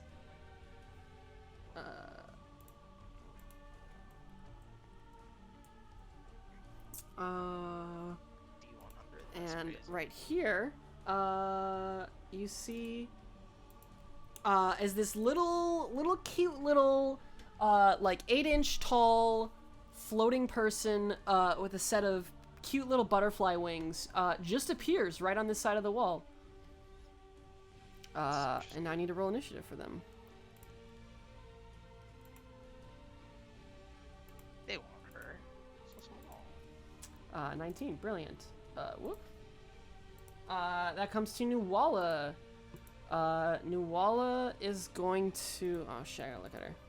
Nuwala's gonna make a dex save, I guess. 15's a success. So then she's gonna 5, 10, 15, just to get out of that, get that out of the way, and then con save. 19, also success. Taking 5, halved to 15 poison. And then, what is Nuwala doing? Nuwala's gonna... What does Nuwala do, guys? I'm pretty sure she's got like Guiding Bolt or Sacred Flame. Yeah, I know she's got a few of these. She's actually gonna throw up Aura of Vitality. Ooh. Not Aura of Vitality, I'm sorry. Crusader's Mantle, which is a 30-foot radius.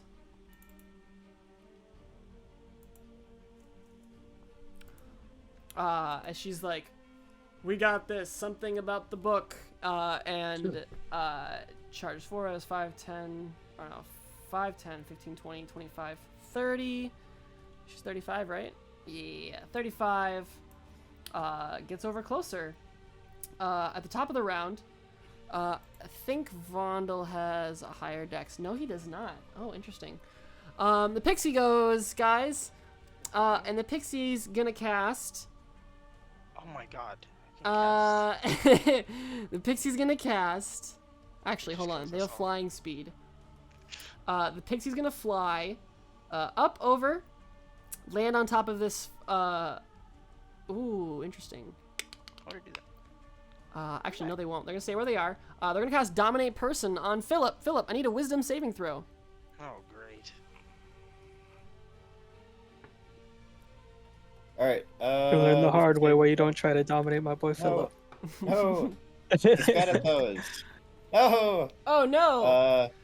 He's gonna do he's gonna use Oh. one of his Indomitable. Oh, he did the thing. Gonna roll it He again. did the He thing. said the thing. Hooray! 17 is a success. You hear as this creature speaks in a sort of strange and almost like garbled nonsense, like they're just listing like types of pottery methods. But then somewhere in there, you're just enthralled in what they're speaking. But then you're like, "What are you talking about? We're in the middle of combat. I can't be thinking about pottery methods."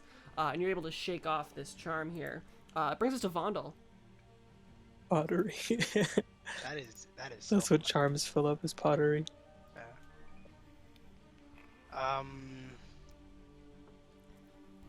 And they didn't move from where they were, right? They just stayed there. Yeah, they're staying where they are.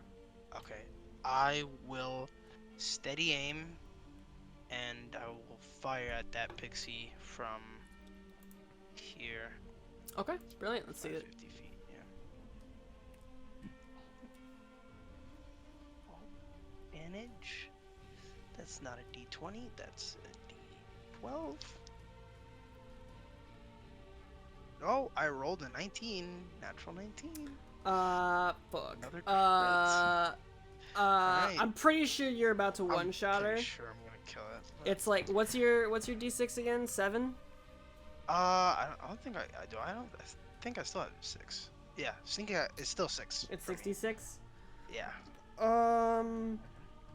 Yeah, just roll it just in case. Yeah. All right.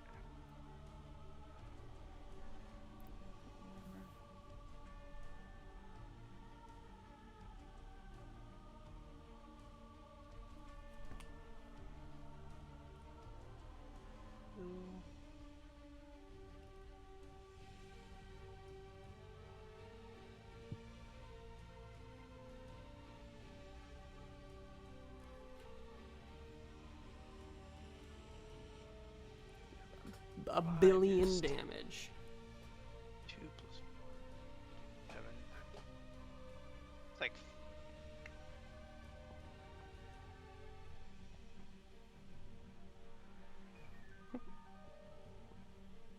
14. It's like 60. No, 70. No, 69. That's 69. Vondel, tell me how 69 damage kills this pixie. I kind of just taking a breath of the location. I look at Wallace across from me, and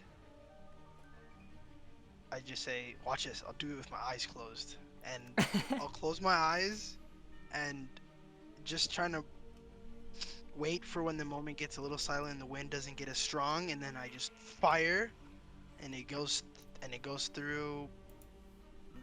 I think it just goes through a straight shot through like all of them. It doesn't hit them, surprisingly, and it goes right through the dome of that pixie. Yeah, passing right through the wind, the hair of your allies, Nuala's silky white hair just kind of a little bit as the arrow thuds this pixie right in the head, and it drops to the ground a motionless husk. I look at it, and I'm like, Wallace, amazing. Wallace, did I just hit a bug? What was that? It was so small. I thought I heard it talking. That's weird. Well, I guess we won't find out now, will we? Yeah. Absolute madness. Amazing. That brings us to a wood elf mage, who's all kerfuffled. Are they concentrating on a spell? They're concentrating on the tentacles. So they can't cast anything otherwise. But they can cast lightning bolt, so that's nice. Although a lightning bolt has a set range of self, doesn't it? It does, but it's 100 feet. How far can they go? Yeah, absolutely. Can I get a dexterity saving throw from Aldrin? I imagine this is at disadvantage because I'm restrained. Correct. Yeah. Oh no. 17 and 16. Wow. Will that succeed though? I'm like hiding behind the tentacle. It's got you like wrapped. So it's kind of like trying to force you to.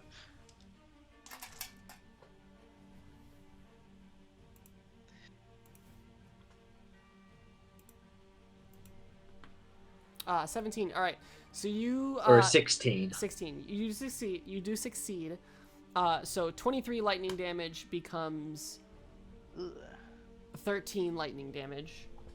But you notice that the blaze of lightning that shoots over this wall and nails you also nails the elderly man behind you, who collapses in a charred, crackling husk. And then we got our Fomorian buddy. Makes his way over and starts going ham on this goddamn wall of ice. Do I need to make a Constitution saving throw first? Oh, yes, you do. Sorry. Thank you. Thank you for reminding me. That would be a 14. Yeah, you're good More then.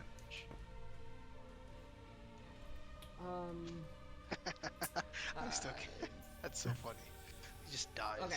It does hit twice for, I'm just gonna roll this in the tracker. That's annoying. I don't know where my d8s are.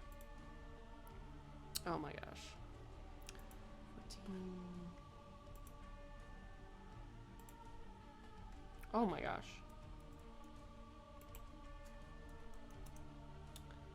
Brilliant. You see as this section is smashed apart, though it does leave this frigid, kind of almost visible section of air. And as this big boy kind of climbs his way through, he's only able to get to about here. First, he takes some cold damage. He has to make a dexterity saving throw, I think. Doesn't he? It's during, if the wall cuts through a creature's space is when the dex save happens.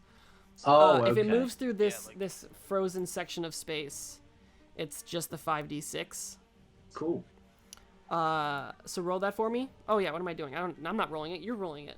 You're only. Oh my god, the wall's against you, Aldrin. Okay. Just do it this way. The wall was our enemy the entire time. 12. Oh, bummer. But at least it was fair. He takes 12.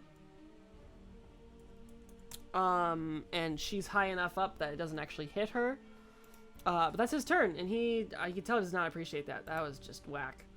But she's on top, and she's ready to get revenge on this. She's gonna cast. Actually, what's she concentrating on? She's not concentrating on anything. She's gonna cast. Something. Something like that.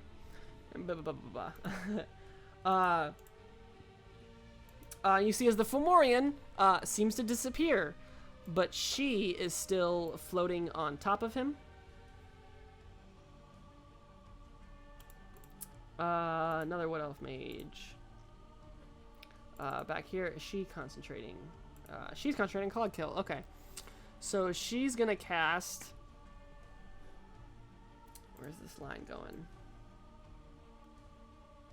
Yeah, it's a straight shot. Can I get a dexterity saving throw from Vondel and Aaron, please?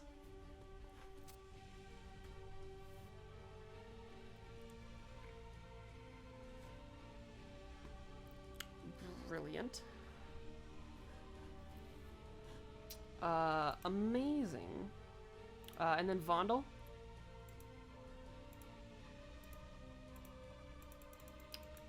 Whoop. Oh, that's a good one. Holy shit. I rolled 24. 24. That's both success. Vondel, you don't take any damage quite wonderfully. Aaron, you do. I'm sorry. You take half damage, but it's only 19 lightning damage. As another burst of this energy surges through this opening in the wall, nailing you right in the chest. And you feel a little jazzed. I'm gonna use absorb elements. Ooh, okay, so yeah, 19 becomes just 8 lightning damage. It's crazy.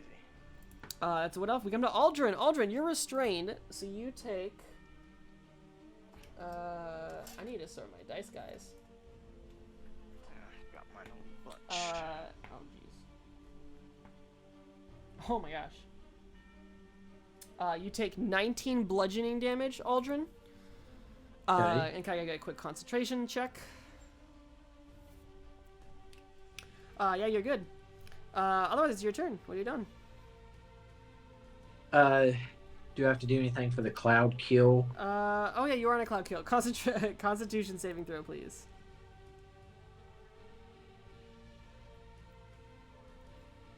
That is a success. So that's half damage.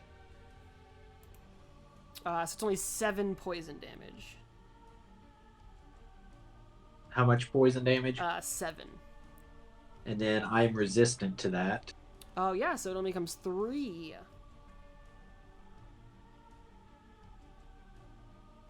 For my turn, I want to. If I cast any spell, it's going to drop the ice wall, correct? Only if it's got a concentration. Okay, then I'm going to. I'm going to look back at Vondel because he did that, kind of mediocre shot. I think Flint could have done better. And Aldrin is going to say that, going to say, Flint could have done better. Watch this. And as I'm looking at him, I'm going to cast Flame Strike. Oh. Oh. And You're lucky that shot wasn't at you, brother. I wanted to. I need to give you a flame strike token. I'm pretty sure. I have one Oh, here. I did. Nice. Yes. Does that hit everybody? I'll just say it does. Yeah. It's a 20-foot radius, so I wanted to move it. I guess Yeah, you can there, get it to hit all of them. I'm gonna say. So. What kind of saves am I doing? For Flame Strike, that is a dexterity saving throw. Alrighty. Your save is 19. 3d20s for the giants. Top to bottom, 3d20s for the mages. The top giant, roll some. Oh yeah, what's the damage? Let's see some damage. Oh, yeah, that is 11, 19, okay. and 6. Okay, so it's 36 total. Yes, 36 total, as long as they Alright, don't so resist radiant or fire. 36 halved is 18. Yeah. Yep. Oh, plus 18. I'm gonna put this to the back. I'm just gonna delete this for now. We know it hits everybody. This giant takes 36. And this giant. Oh, sorry. I need to minus a d6 from that. 19. Oh yeah, they're close. Oh, it's a 6, so 19 becomes 13. I don't think they have enough of a dex boost. No, they don't. That's a failure, actually. So it would have been, so yeah, another 13. This bottom one takes the full 36.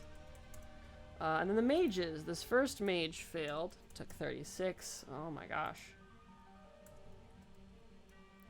Middle one failed, takes 36. Top one failed, takes 13.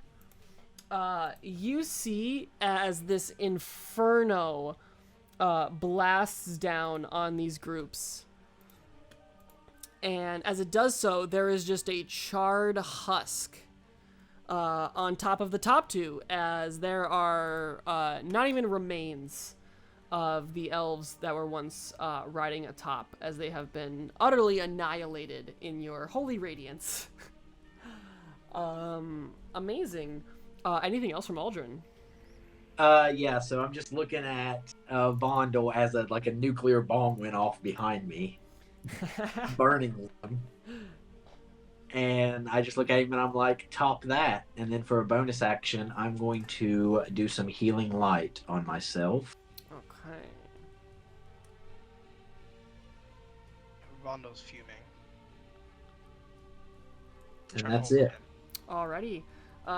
That's a Fomorian, it looks like. This Fomorian can finally do some progress here. He's gonna go 5, 10, 15, 20, 25, 30. We got 40, 50, whoop.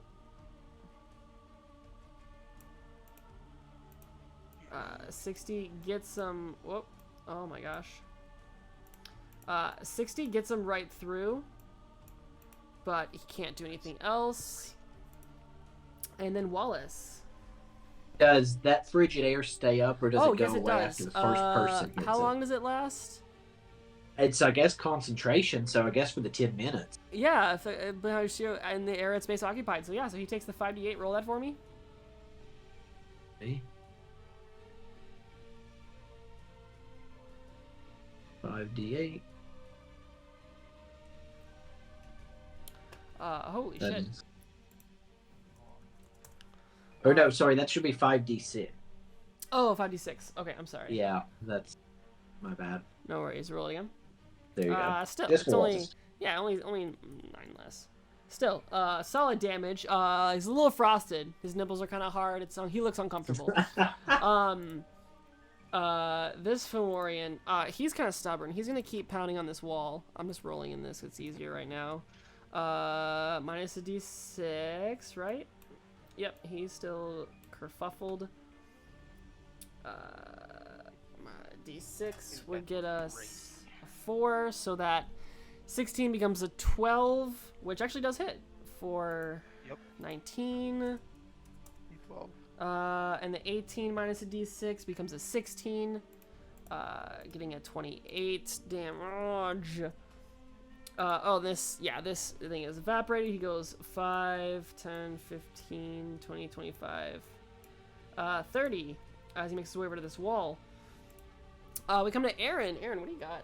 Are you Aaron back? Did he take damage? Oh, thank you very much. I appreciate you. Oh gosh. You did skip me. It skipped you? Oh no. Yeah. Where's Wallace? There. There we go. That's me. Oh, I did skip And I you. think yeah, the Before guy he that went, just before he went, what did you do?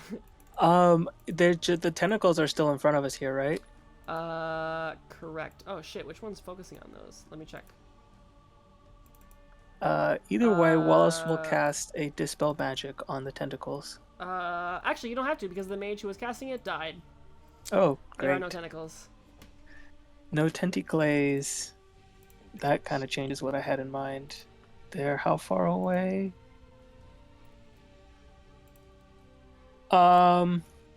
We like what are we doing? We're just traveling right now, right? We traveled and we got here and then this just showed up. This was here. Right.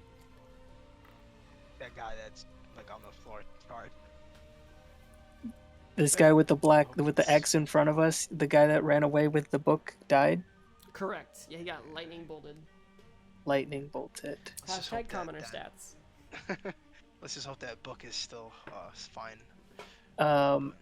In this spot right here, I think, especially being able to see it, just past the broken part of the wall. Also going to cast a second synaptic static. Oh shit. Fifth Okay. level. Yeah, more intelligence saving throws.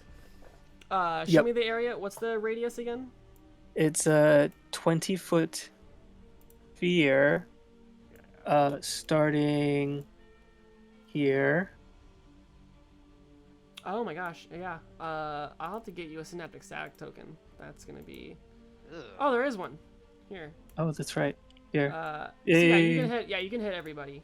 Synaptic For sure. static. What intelligence saves? Intelligence saves DC 19. They don't Oh have my a. gosh. They don't have to subtract the D6 for the save though. 1-9. Okay. So okay, from the Fomorians, top to bottom. Whoop, and then for the mages, left to right. You guys are getting their mind fucked. Yeah, they're all just absolutely fucked. Give me some damage. How gonna wish this on my worst enemy?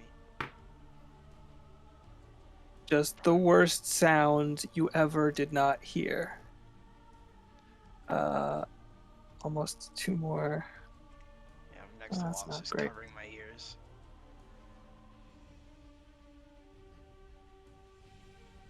22. Oh. Plus 22.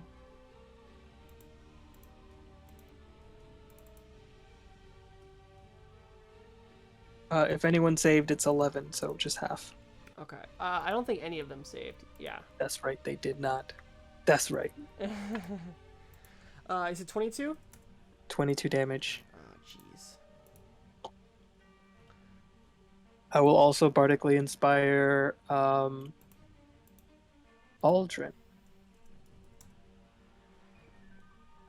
Yeah, this one, their mind collapses in on themselves, and they are no longer a person.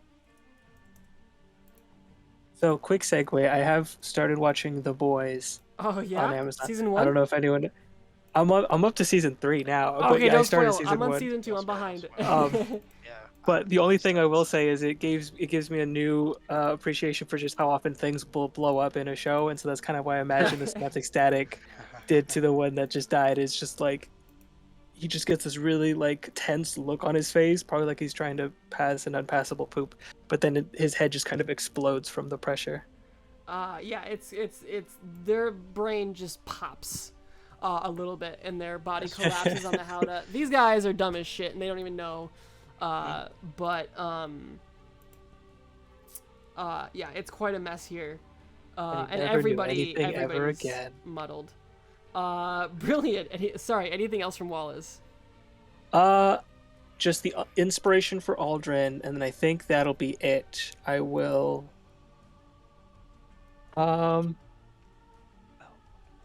I will stay where I am. Can I?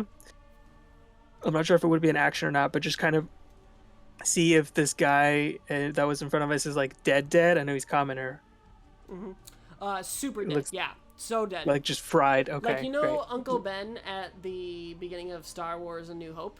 They're just like that's what you're looking at. It's just Yo. a charred husk. You didn't have to do him that dirty, but I got didn't you. do it. The mage did it. Just give When you the said fucking Uncle book Ben, back. I was Well, thinking yeah, Spider-Man, I'm- Uncle Ben. I'm talking about Uncle Ben. You didn't have to do no, Uncle not Spider-Man, Ben Uncle like Ben. that. There's no gunshot wounds in this guy. No, I got Aaron! like just a charred husk of a body. Oh. Aaron, what you got for me? I kind of want to go and figure out what's going on with this book. I might pick it up. I'm gonna step over. Is it just object interaction? Yeah, we'll say object interaction. Okay. I'm just gonna, pick it up real quick. Okay. As my action, I'm going to toll the dead on this left big guy. Alrighty, wisdom save. Yep, 19. Alrighty, that is going to be probably not great. No, it's not happening. Let's see some damage. 15. Oh, I see, yes. Oh wait, is he already damaged? This guy? Yeah. Oh, he sure is. Okay, so I think is that's right, it doesn't automatically. 4d12? I think. Correct, yeah, 4d12. It should be that then. Oh my gosh. 31. Yeah, you can see as he's kind of like shambling forward. Brain is just kind of gone for now, at least right now. And you kind of just see as he kind of twitches a little bit, and there's this kind of tumor on his head that just pops a little bit, and this kind of white pus is starting to drip down. It's pretty bad. Any And- bonus actions? Yeah, I'm gonna be using. I'm gonna send a mote over towards his way as well. So that's gonna be second one. It's gonna be a 23 for 26 rating. After this guy kind of brain pops and he goes to like scratch it a little bit, as you do so, this star is just launched at him, and bits of his fingers kind of blow away, and he just.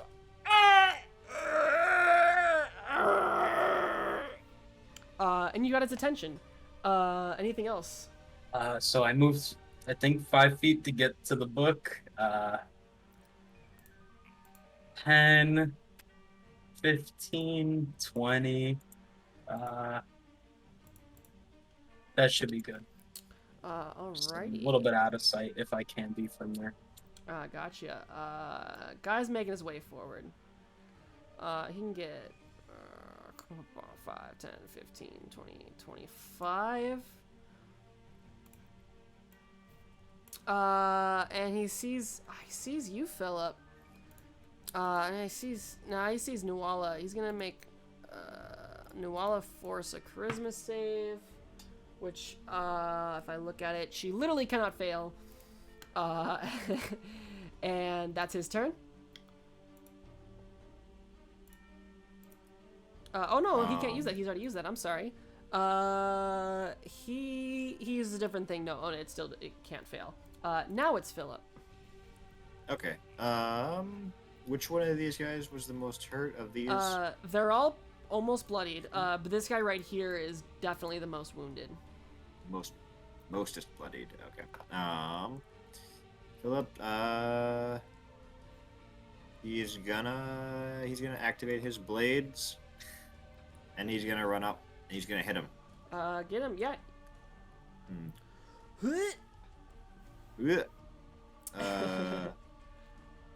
One, Oh my gosh. 2, You're killing him. 3. And then bonus action. On that third hit, I you thought that was the point. actually uber kill this guy. So you can redirect that 16 somewhere else if you want. Yeah, I'd probably redirect it towards. Actually, well. Yeah, this guy. Okay. Yeah, for 11 on him. You I'm come in guessing with a 13. beautiful flurry of blades, and strike down the first one and are able to get a good jab into the kind of the leg of this individual. But then again, its waist is just a little below your shoulders, so it's a lot of hacking at legs. Brilliant. Anything else from Philip? Any movement? No movement. Although, can I put a distracting strike on this guy? Absolutely. Basically, next person to hit him is advantage. Yeah, for Anything? sure. Let me sparkle him up. How do I? Let's say this. Brilliant. Next attack's at advantage. All right. For sure. He's distracted. Okay, and that's all. Alrighty. Oh gosh, what does this drow want to do? You guys are all a little uncomfortably spread out. You see as she mutters some incantations and goes invisible. Which brings us to Nuala. Nuala will... Oh, Philip, roll me quick d4.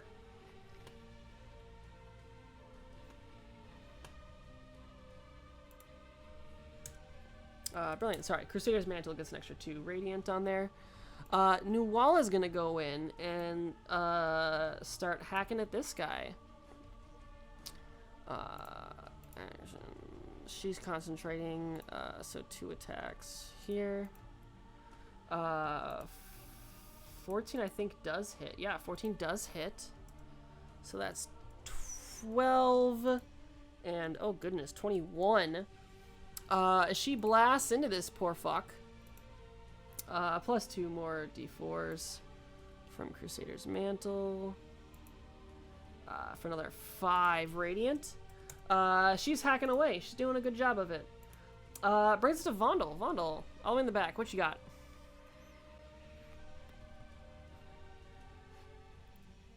So, I assume the person that was on top of this one that was mounting it is invisible, but this one is still on, like here, right? The Fomorian. Correct. Yeah, whatever his name is. I'll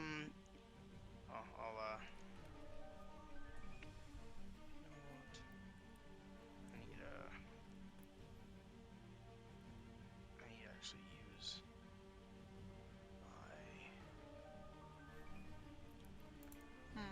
I will just fire another bolt into this one. Alrighty. It's invisible, so I'll shoot the one that's right. Yeah, you can get. Right on. Yeah, for sure. I'll do steady aim for advantage.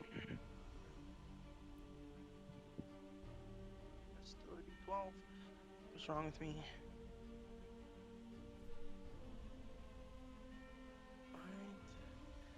I rolled 2 9s. That's funny. Yeah, 21 to hit. 21 definitely hits. All right. Crap.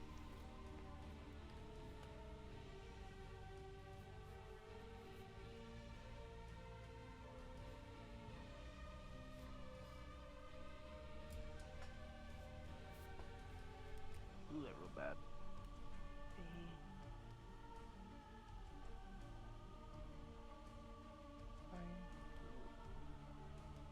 9 plus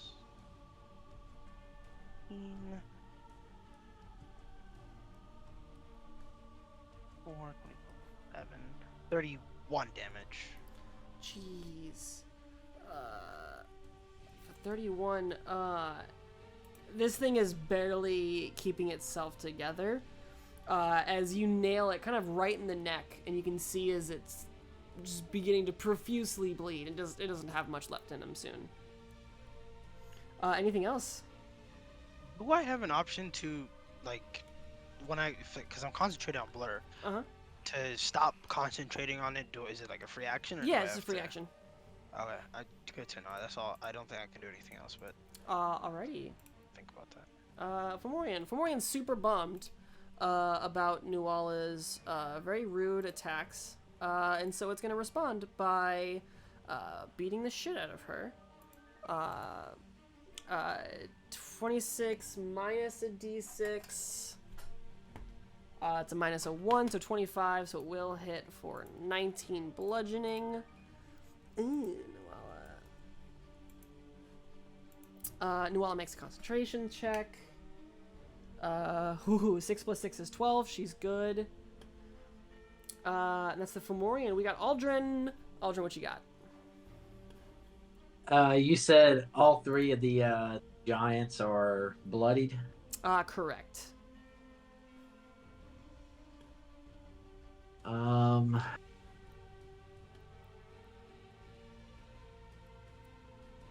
I know what I want to do, but I don't know if it's a smart move. It'll be really cool looking, so I'm gonna do it. You said this one here is almost dead, right? The one that Vondel shot? Yeah. Yeah, that one there. Cool. So the one behind it that has yet to cross through the wall, Mm-hmm. I'm going to cast 7th level, my new Mystic Arcanum, Oh. Finger of Death. What's the save? Actually, wait just one moment. I'm going to move up 15 feet. Okay. This is... You got to be within, 30 30 feet. feet? Okay. Yeah. It is a Constitution 19. It was almost a 19 until it finished rolling and became a 1. So that's a total of 6, which I think is lower than 19, last time I checked. Yes. So let's see what kind of damage we're talking about here. It is going to be 7d8 plus 30. 30? Plus 30, it says. Yo, what's with that bonus? Yo. You just already automatically take 30 damage. Yo, we making Yeah. zombies in Oh, At the here. very shit. least, it takes 30 necrotic damage. So That's like 63. like the default. He's like, yeah, with this deal, you get this. You see as plenty of the creature kind of begins to rot away, and its skin kind of shrivels a little bit. And you can see where its muscles are now protruding, exposed to the frigid air, but it is still left standing, though barely so. No. Bondo gets a little scared, but doesn't Oh, Say it that- ain't so. That ruined my plan. Dang. Ugh, Because is I that think- considered a humanoid? it is not. Oh, it's not? Oh, okay. This is a giant.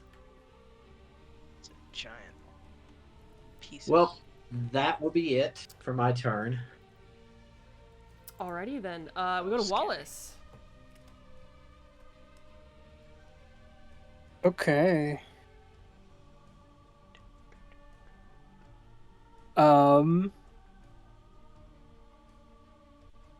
Is there anyone on my team, on the home team, that is looking hurt? whole team. I don't think so. No, we're pretty I'm good. we're pretty done and dusted here. We're just cleaning up. Yo,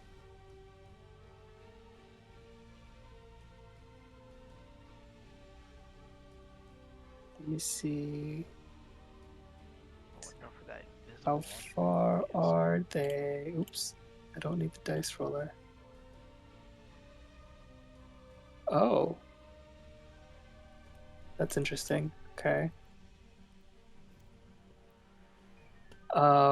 Do I have a fairy fire spell effect? Do you? It doesn't look like Oh, I you do. don't. What? What's the range? 20 feet? 20 foot by 20 foot cube. Let me see. Or I guess it's 20 I foot got- cube. I know I have one.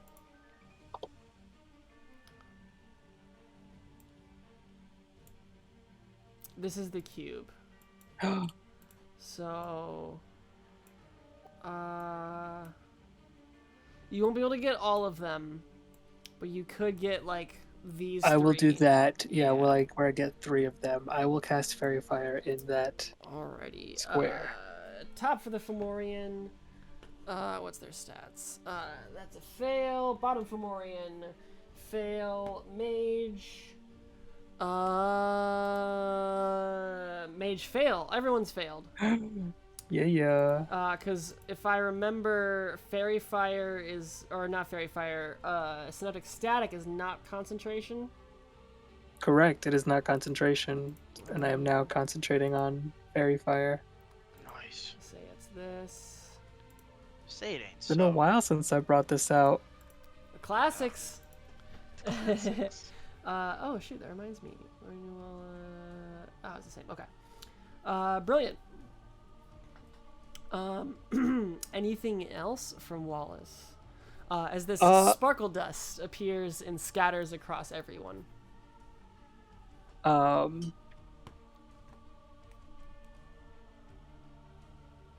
He's going to move back here a bit with Aaron. I think before I do that, I will also inspire Philip. I'm pretty sure he was within 60 feet of where I was standing, so Philip, you have an inspiration. You have an inspiration. You feel it? And Feeling he's always inspired. drunk. Brilliant. Inspiration. Anything else from Wallace? No, that is it. He takes a swig of any alcohol that is on his person. Shundered and confused. This guy 5, 10, 15, 20 gets right up to Aldrin because how dare you? And Aldrin, can I get a charisma saving throw? 14. That is a success. So you're only gonna take. Oh shit. That's 33 halved to 16 psychic damage. Quick concentration check, and then he's gonna smack you with the great club. Getting a natural 20. Brilliant. I'm just gonna have it roll the damage on here. 18 plus 24 is 34. 18 No, plus 32. 18 plus 24? 24 for the crit damage. 18 plus 24 is 42. Oh yeah, goodness, 42, not 32. Haha. So that's 40. 42 Bludgeoning. bludgeoning damage as it just whoom, whacks you. I do need another Constitution save for both of these, please. Interesting. Oh Two- man! Absolute 20s. madness. With what, a 22 DC on that one? 21 DC? 25. Brilliant. You got this, man. This is what Against you're all built odds. for. Brilliant. That comes to Aaron. Alrighty. It's gonna come back around this corner. 15. Am I able to see these people right here? Sure can. Alrighty. I'm gonna hit him with the moats. Big boy? Yeah, Maybe big that's one. a Okay. bonus action. 22. Yeah, that absolutely hits. And the star blasts through his chest, and he is annihilated. And for my main action, I'm going to not Toll the Dead. That's a wizard right there. I don't know what they could do. I'm gonna. Is this one still not invisible? Not in many more, Oh, Okay. because of fairy fire. Just missed that. I'm gonna firebolt that one right there. Alrighty, you have advantage. Fire Gotcha. bolt. 1, 2. Ugh, 27, there Thank we go. God. And 22 damage. With that, tell me how you annihilate this mage. Oh my god. So it's almost like a smaller moat. So the first moat goes straight through the chest of the giant, and then I do a little bit smaller one because I know wizards aren't as strong, and it goes straight through their chest as well. Amazing. As this pair is blasted apart, any movement? Any more movement? That was 15, 20, 25 just to get behind the corner again. Alrighty. Shambling forward, this guy. Whoop. I was here. 5, 10, 15. Oh gosh. Yeah, gets up to Philip. And just Philip, I need a charisma saving throw as you see his eye begin to glint in your purview. In your And view. he's going to take the cold damage. Yes, he does. Roll that 5d8. Philip, you succeed. So that is. Oh my gosh. Oh jeez. What the fuck? What did I do? As he passes through, he gets frosted, and you see as his eye begins to glisten. And then as he does so, he just thuds to the ground as a frozen husk of who he once was. Brilliant. He does nothing. Philip! What you got for me, my guy? Actually, no. Let's just save some time. You guys can easily dispatch this one final gentleman. It's just the one guy. We don't need to worry about it. And we can fall out of turn order. What are you guys doing? Philip is interested in opening this book now because they told him not to. Brilliant. I guess I'll go ahead and just scour through the bodies of the mages and just trying to see what I can find as well as identify where they might have come from. Yeah, give me investigation check. And then, Philip, you're gonna grab the book from Aaron and read it.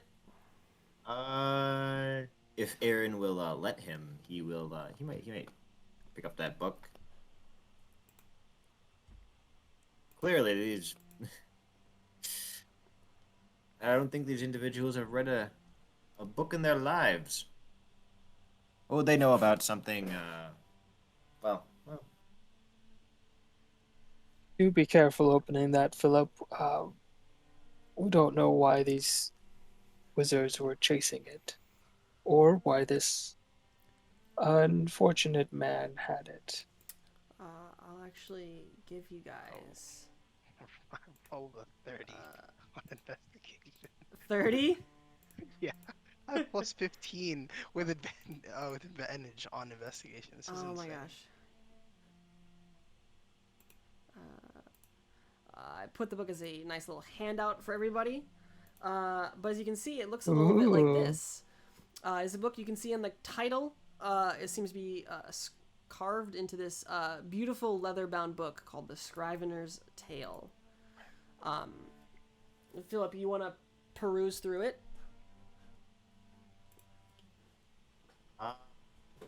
Yeah.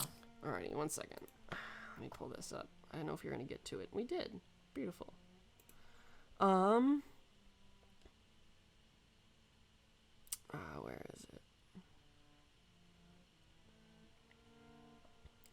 As you kind of start perusing through this book, and you guys are kind of taking this moment of respite after this little battle here, everybody here kind of gets a little brain fuzzy, and you all begin to feel this strange sensation. As you do so, you all seem to share this collective vision as Philip reads from the book. This vision is as vivid as anything you remember from actual life. You can feel sweltering sun beating down as you take shelter in the shadow of some tumbling tower. In the distance, a vast army is on the march across mud-churned farm fields. The need to hide from that force overwhelms you all, and you quickly retreat inside the tower. Inside the half-ruined walls, you see a boar spear that is driven shaft down into the ground, and whose head is adorned with 3 crowns. One limb of the spear's crossguard bears a narrow silver circuit. On the other hangs a crown of adamantine, shaped to be worn over a helm. And around the spearhead is a golden crown adorned with emeralds. And you feel the need to seize one of them.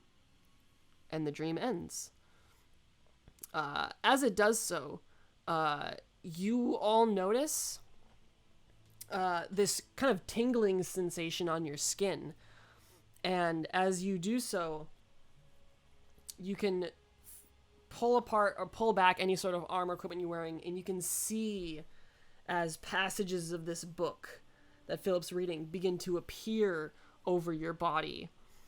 And currently, you all can read, speak, and write Sylvan, and magic cannot put you to sleep. Though you do notice that all of your shadows are gone. This, of course, happens to the 5 of you. This has not happened to Philip. You see as Philip's holding the book and kind of perusing through it, it's like he doesn't even notice the writings that seem to appear all over him as they completely uncover or encase his skin until it's all a pitch ink black mold. And he kind of starts to shine a little bit in the sunlight.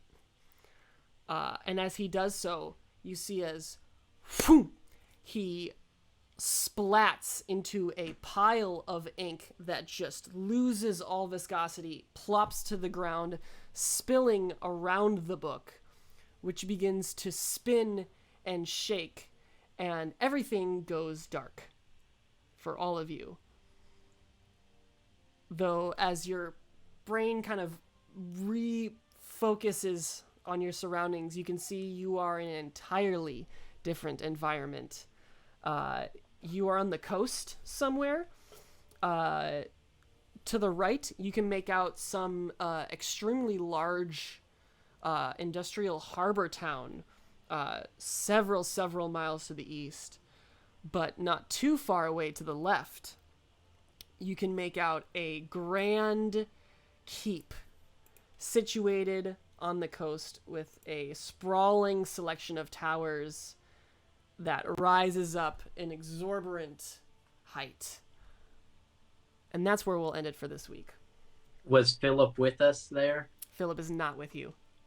Oh, I see. Okay. Yeah, bro. Put me in a dream. Did you say Philip go splat? Philip went splat. Yeah, Philip went splat. Philip went and joined splat? the book. Philip went splat and Nawala wasn't here to see it. Oh, Oh, It's a no. shame. We'll tell her. There's a video of this. It'll be all good. tragic. She'll get, second hand. Yeah, we yes. caught his splat on video. Don't say that sentence again. You guys. I do have a question. Quick. Yeah.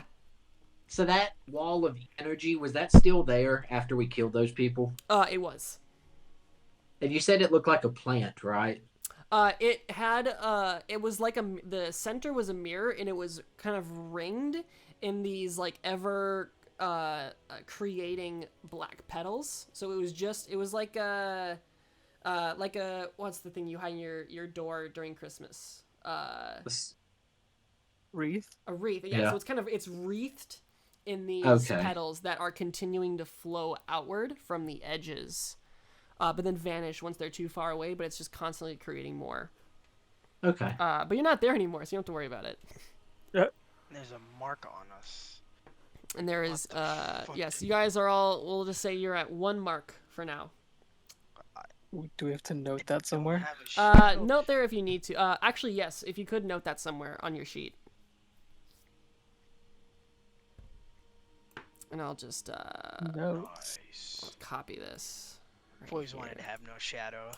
Yeah, so this is where you're currently affected. I'll put that in my notes. Sylvan. What is that? Oh, so if we look into a mirror, we can't see ourselves? You can see your. Yeah, you can't see yourselves in the mirror. Oh, Shit, a we're reflection vampires. too? No longer have a shadow. I don't want to. Cannot Strahd again, please. See self in mirror. Wait, is that true? So we no longer have a shadow. Yeah, you don't know We about the cannot mirror one, stand. but you know you don't have a shadow because you guys can see each other. But yes, You said you don't know about the not the mirror one. yeah, you guys wouldn't know yet because you haven't had any reason to reflect. Yeah, But I'm gonna be fucking it was just easier to not cut that out. investigating the living shit out of that. Are we hungry for blood? No, you're not. Okay. You just feel like you, but you feel like Just you just got a feel like you. tattoo. all And over shit. certain sections of your body. That's fine. We can read and write Sylvan. Magic can't put us to sleep. Interesting. Magic So it sounds like we got cannot the put to benefits. sleep. We have benefits one are good. mark. This is good. This is good news, guys. Nothing bad's gonna happen. Is Sorry, it Aaron temporary didn't that I like we mean, can? other than Until Philip's gone, but the Oh rest yeah. of us are fine. Yeah. It's only one drawback. Just wonder. Statistically. Is it temporary that we can read and write Sylvan and the magic cannot put us to sleep? Do we know? You don't know when that will end. No. In theory, you probably don't know you can read, speak, and write Sylvan. Yeah. But I Okay. figured it'd just be easier. It'll be fun just to give you this one for free. Okay. I'll let you discover what the other phases look like if we end up getting there. Oh my God. We turn into elves. Embrace master race, become elf. Basically. But Shit, yeah, this wonderful. water Look at that. It's exactly 9:30. I couldn't have timed it better. Yeah, so we'll be off next week. And because Philip will be unavailable through August, you guys get to go on a little adventure to save Philip and hopefully yourselves. Fuck yeah. So we're remaining the characters we already are. Correct. Actually, I will make one. I'll save Philip. Does anybody want to play a different? Let's just make it easy. It's the same cast. Same cast. Yeah, just Okay. because. Just because I don't want to have to deal with making new. Actually, no. Fuck it. Yeah, if you want to make new characters, for this, if like a certain number of you want to, hit me up and we'll discuss it. Our D&D characters have our own D&D characters. That's what I'm thinking this is. This is like Tiny Tina's Wonderland. Yeah. Bring back the Brickstones if you want. Anyone who doesn't want to play a new character, or anyone who like wants to keep playing their Glassbreaker character, gets teleported. If you don't want to play your Glassbreaker character, then you didn't get teleported. Is how we're gonna run this. Nice. It's a little convoluted, but there is a rule to it. I promise. There's a system. It's all canon. Yeah, it's all canon for sure. But yeah, so you guys have a wonderful night, and I'll see y'all in 2 weeks.